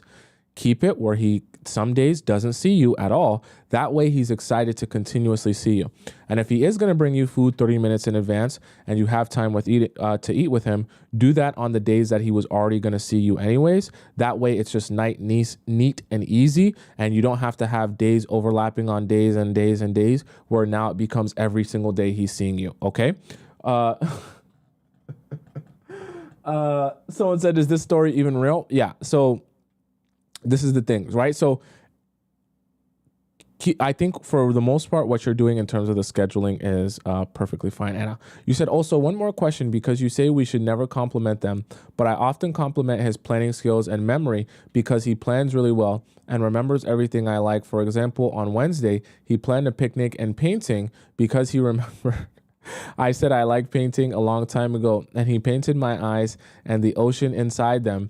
And it was pretty, so I complimented his painting skills as well. He is very clever. I don't know, he remembers everything about me. Should I be careful to not compliment him anymore? I've also complimented him on how clever he is when he does something really smart. If there is a problem, we face it during the date. For example, he always finds a way to fix it, and I don't mean to compliment him, but it just comes out naturally. Like I've always complimented his perfume once because he was asking me if he smelled like fish because he had just eaten fish and there was mouthwash in the car and he had a lot of perfume and smelled really nice, but he probably thought he smelled like fish or something, so I told him the truth, which was that he smelled really nice. I haven't complimented him on anything else, like he calls me gorgeous a million times, and I don't call him handsome back, even though he is, but the compliments I do just slip out of my mouth sometimes. Okay, so Anna, I want you to understand something very important, okay? When I say don't compliment guys, what I'm specifically referring to is do not go out of your way to compliment men that are doing nothing for you, okay? Because that men know when they're doing nothing for you. So when you worship them for doing nothing for you, they just feel like it's unearned and like you're mesmerized by nothing.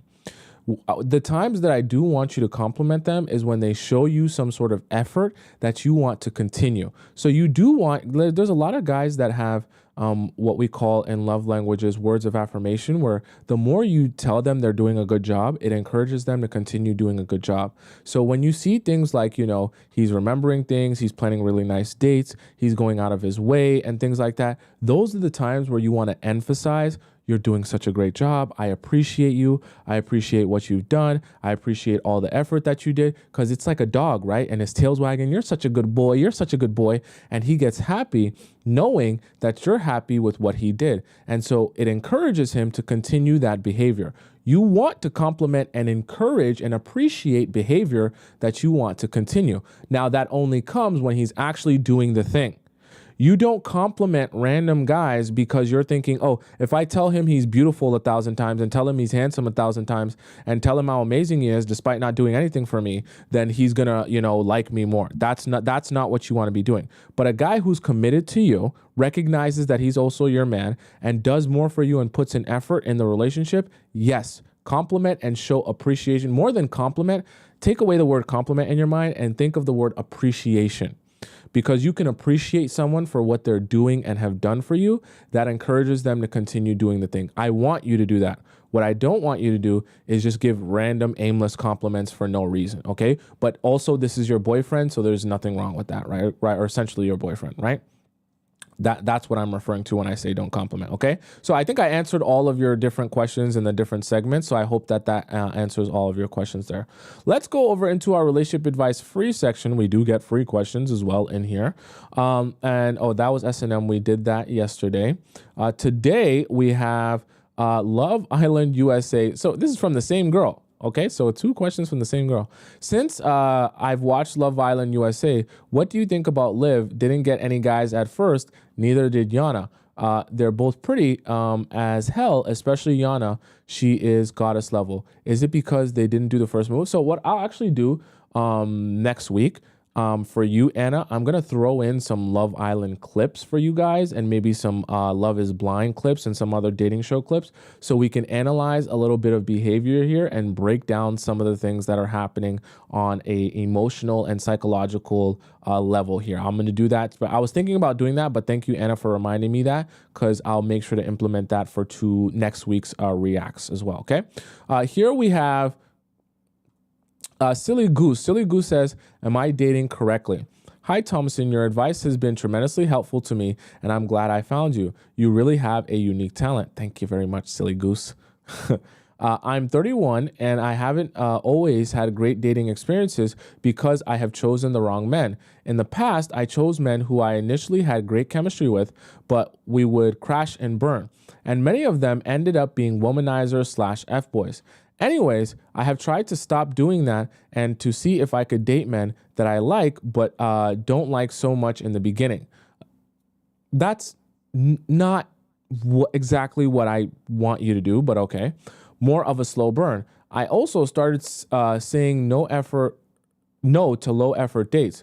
So far, I've dated better men who have been more serious about me. Okay, so I think what you're trying to say is rather than going for guys that you're just like, what's the word I'm looking for? Like enamored with or just infatuated with was the word I'm looking for. You're starting to look for men who actually treat you well. And that's what you're trying to prioritize instead of men you're initially infatuated with. Okay, that is good.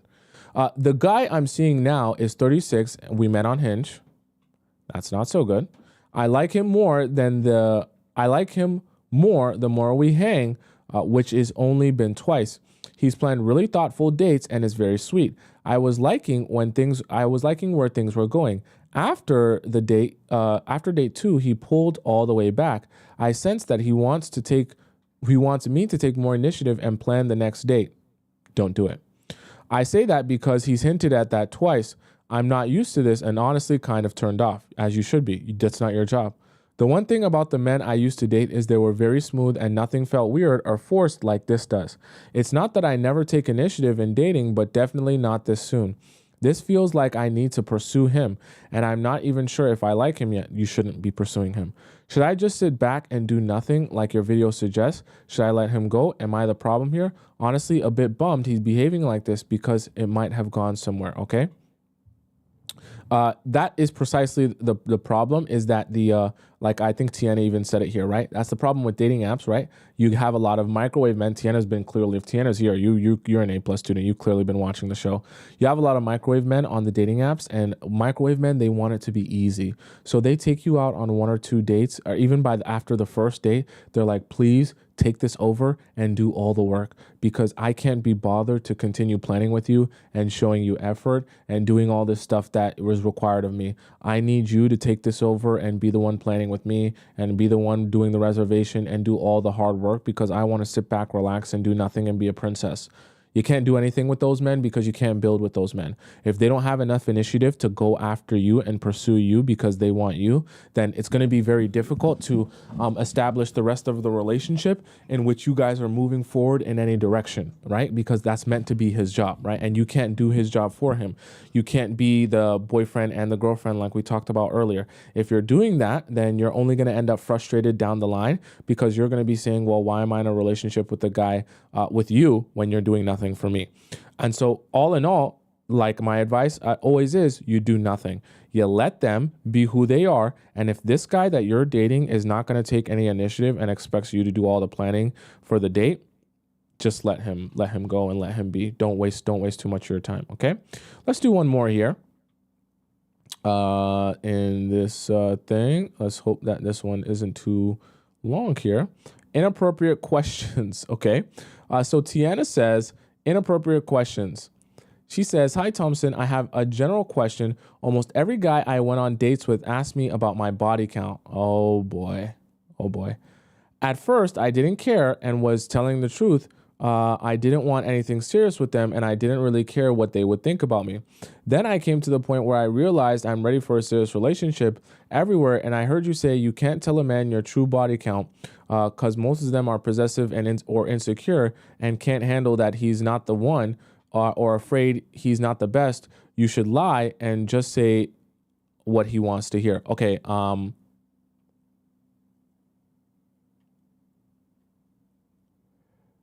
I personally, to be super real with you guys, I am never going to advise any of you to lie. I just feel like morally that's wrong. Okay. I just can't live with myself if I'm influencing you all and then encouraging you to lie to people that you're supposed to be building romantic relationships with. I think that there's a level of accountability that you have to have with your experiences, and that if you have done those things, then you have to be accountable to those things, even if you're not the most proud of them. There's things that I'm not the most proud of, and I have to still be accountable to those things, right? We all make mistakes. We all live and learn. We all do things that sometimes we regret. That doesn't make you a bad person. I would love that if a guy is asking you about a body count at the very beginning, and you know that that's something that you're uncomfortable talking about, I feel like the best way to go about that is, as weird as this is going to sound, I feel like you should just be honest, okay? I know that that's not what some of you want to hear, but I think I can't advise any other way than just being honest. Now, you also have the option, if you don't just want to come out and say that right now, you also have the option to say, look, that's something I definitely want to discuss with you, but I feel like that's something that we should discuss down the line when we're deeper into our relationship. I feel like this time right now is better served in us understanding each other and seeing if we even have a vibe yet than just discussing that. If you're someone that's like, I don't want to be discussing that on a first date and things like that. Kim said, but it says he's a stranger. You can also say that I definitely want to discuss that and be open and honest about that, but I want our focus to be on things that are really important now, which is like understanding each other and getting to know each other. Now, if a guy after that is like, well, I can't understand you or get to know you until body count, then you get the sense, right, that you're with an immature guy. Okay. Because the reality of it is, this is the thing about body count, and this is what a lot of guys won't explain when it comes to body count. Body count in itself doesn't really matter that much, because the guys that you're dating aren't actually seeing any of those people. Like, hypothetically, you could have 100 bodies, and if those men aren't seeing those other men, it really doesn't matter. Like, that doesn't affect their life. Now, if you have a couple of bodies, but all the bodies are his best friends, that's in his vicinity, and that's very different. So I say that to say, when you're answering the question, if you want to be honest, I write it from the very beginning, you can. But if you also don't feel like it's, you're comfortable talking about that on the first date, more than understandable. What I want you to do instead is say that you want to talk about this and be open and honest about this, but this is something that you want to focus on down the line after you establish if you guys even have chemistry or, are even, enjoy spending time with each other. And any reasonable, mature man is okay having that conversation down the line, right? And tabling that for later. Because if you're on a first date, neither of you even know if you like spending time together. So what's the point about talking about body count when you're not even sure if you like spending time together? Any logical man with a brain who actually has some sense will be perfectly fine with that answer. Any man who's like, well, I can't date you, we can't do anything, we can't move on from here, we can't even eat our food unless I know your body count, they're just lost. They're in la la land. They've probably been listening to too much red pill stuff, and they don't know what's going on in the real world, okay? We don't need, that's actually, you know what's funny about that you said that, Tiana? It's a great way. So if you guys want direct advice from me, give that response that I just gave you guys, and it's a great way to sniff out if a guy's a mature man or if he's someone who's super immature and can't handle anything. Because the guys who can't handle anything or handle the reality that like you've been existing since before him, they'll get all discombobulated. You want to table that answer? What are you hiding? Oh my God, you probably got 100 bodies. You're a hoe. Oh my God, I can't be with a hoe. Yeah, no, I don't like girls like bro. Real men can acknowledge that you've lived a life before them, and it's not a crime, okay? I don't know how any other way to explain that or describe that to you, okay? Mature men understand that you do some things, you have experience, and your life has been existing since before them. It doesn't make you a bad person, okay? People that can't accept that, F them.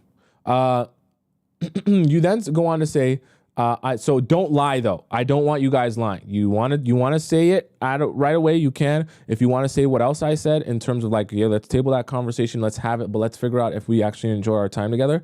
Say that as well. That's a really good response. But don't lie. I don't advise you guys to lie. It's just lying will never put you in a good position. I just can't advise you on that. Okay. I didn't think much of it, but followed that advice and lied on my last situationship. It's over now. See, exactly my point. Lying doesn't get you in a better position. Being mature and saying, let's table the conversation for down the line can still be good. Okay. Lying never gets you in good places because you're basically essentially showing him that lying is justified if, you know, it's good at the time. Now, when he lies to you about something important, what are you going to say? You see how that works? When you start lying about things that you don't want him to know, and then he finds out about it down the line or something like that, what are you going to say when you find out that he's lied about something that you really wanted to know about? And then his excuse is, well, you lied to me, so why are you upset that I lied to you? And now you don't have a leg to stand on because you've been lying as well. It's better to just be honest or just be straight up and say, we'll table this conversation for later. If you can't table it, then that's perfectly fine. We'll end this date right now. But then we started to get to know each other, and I started to feel the need to be honest and told him the truth. He got weird and said that's a lot, and it's not okay. 14 is not okay.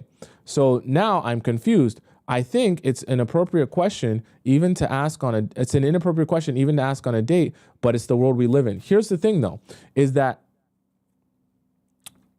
what also is shocking to people is when you lie about it, they start to live with this preconceived notion of like what it is. And when you lie about it and then you say, no, it's actually this and it's more, it starts to be like a shock to them, even if it's not that much more, because they just feel like they've been bamboozled.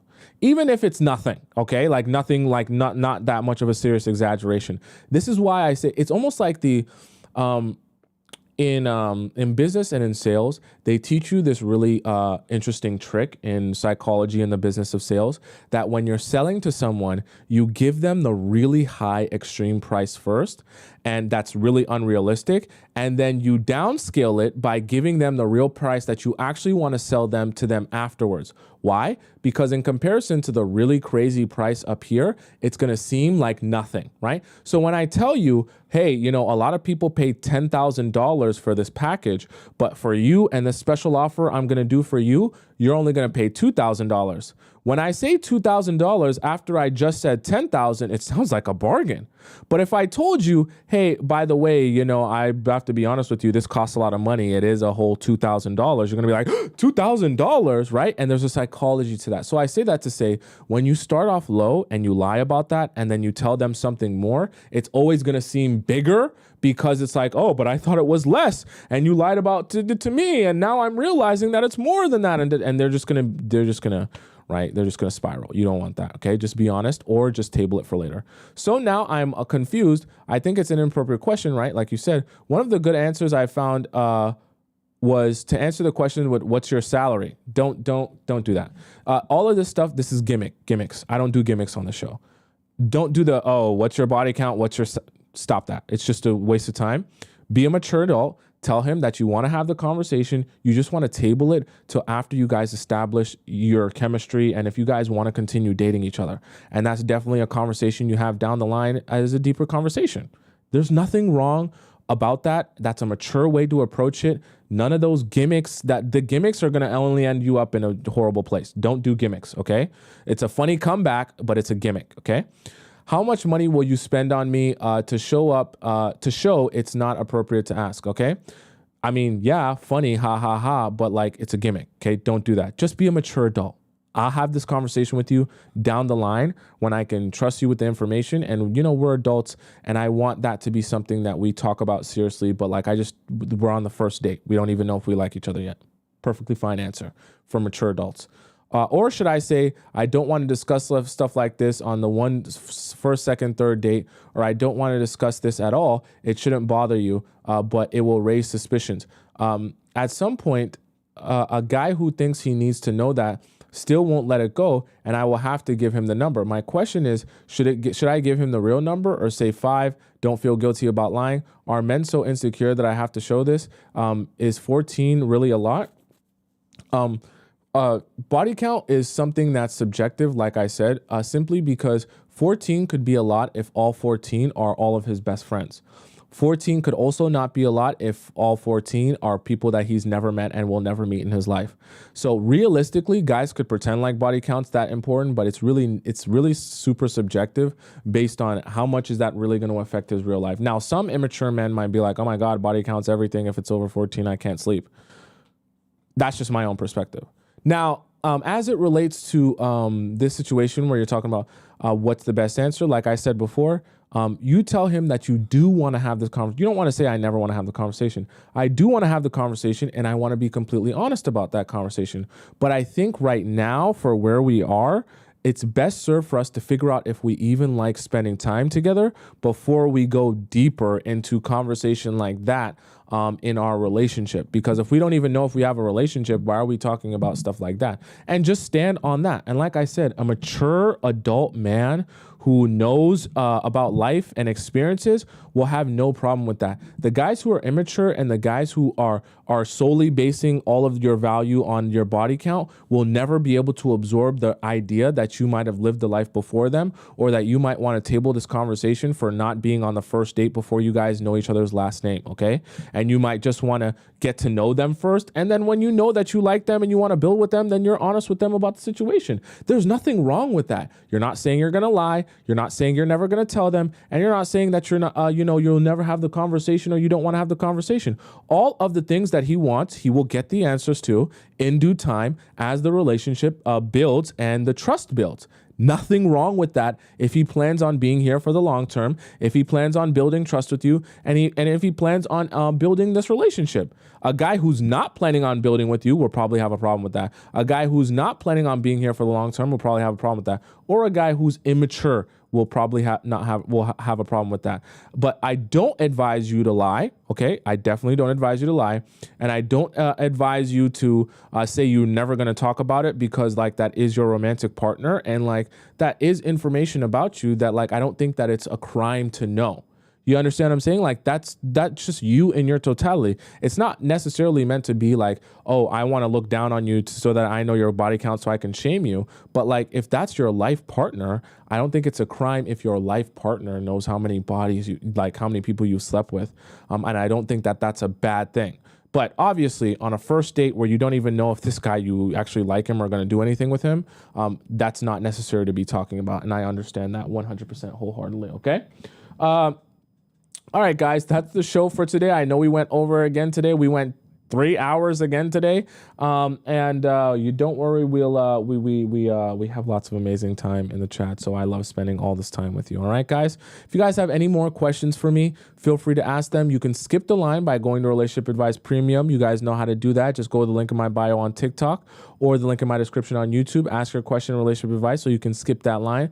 Or if you want to get me to answer your question privately, you go into the link in my bio on TikTok or the link in the description on YouTube. Click Private Relationship Advice. You fill out that form. You ask your question to me, and I answer it to you within 7 days. I'm going to get to a bunch this weekend because I have a bunch to get to, and I'm going to answer all your private questions as well. So if you want to do that, you can do that as well. For those of you who are wanting to follow me on Instagram, my Instagram is right above my head on the top left corner of the screen. It's also on the bottom right corner. If you're on YouTube, you can see everything I'm doing all day. For those of you who are on TikTok and you want to rewatch parts of the stream because you came late or you missed some parts, it's all available on my YouTube page, which is just my name, Tomisin Atobatele, on the top right of the screen. You type it in on YouTube, go to the live section, and you'll be able to see this live stream along with all the other live streams I've done since the beginning of time.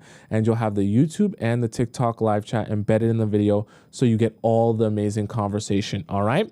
I love you guys so much. I'm here every weekday, 4 p.m. Eastern time. So I'm going to be back again on Monday. So until then, arrivederci, adios, hasta la vista, ciao. Someone said shalom, sayonara, bon voyage. And I will see you again tomorrow. Sorry, not tomorrow, on Monday. Sorry, at 4 p.m.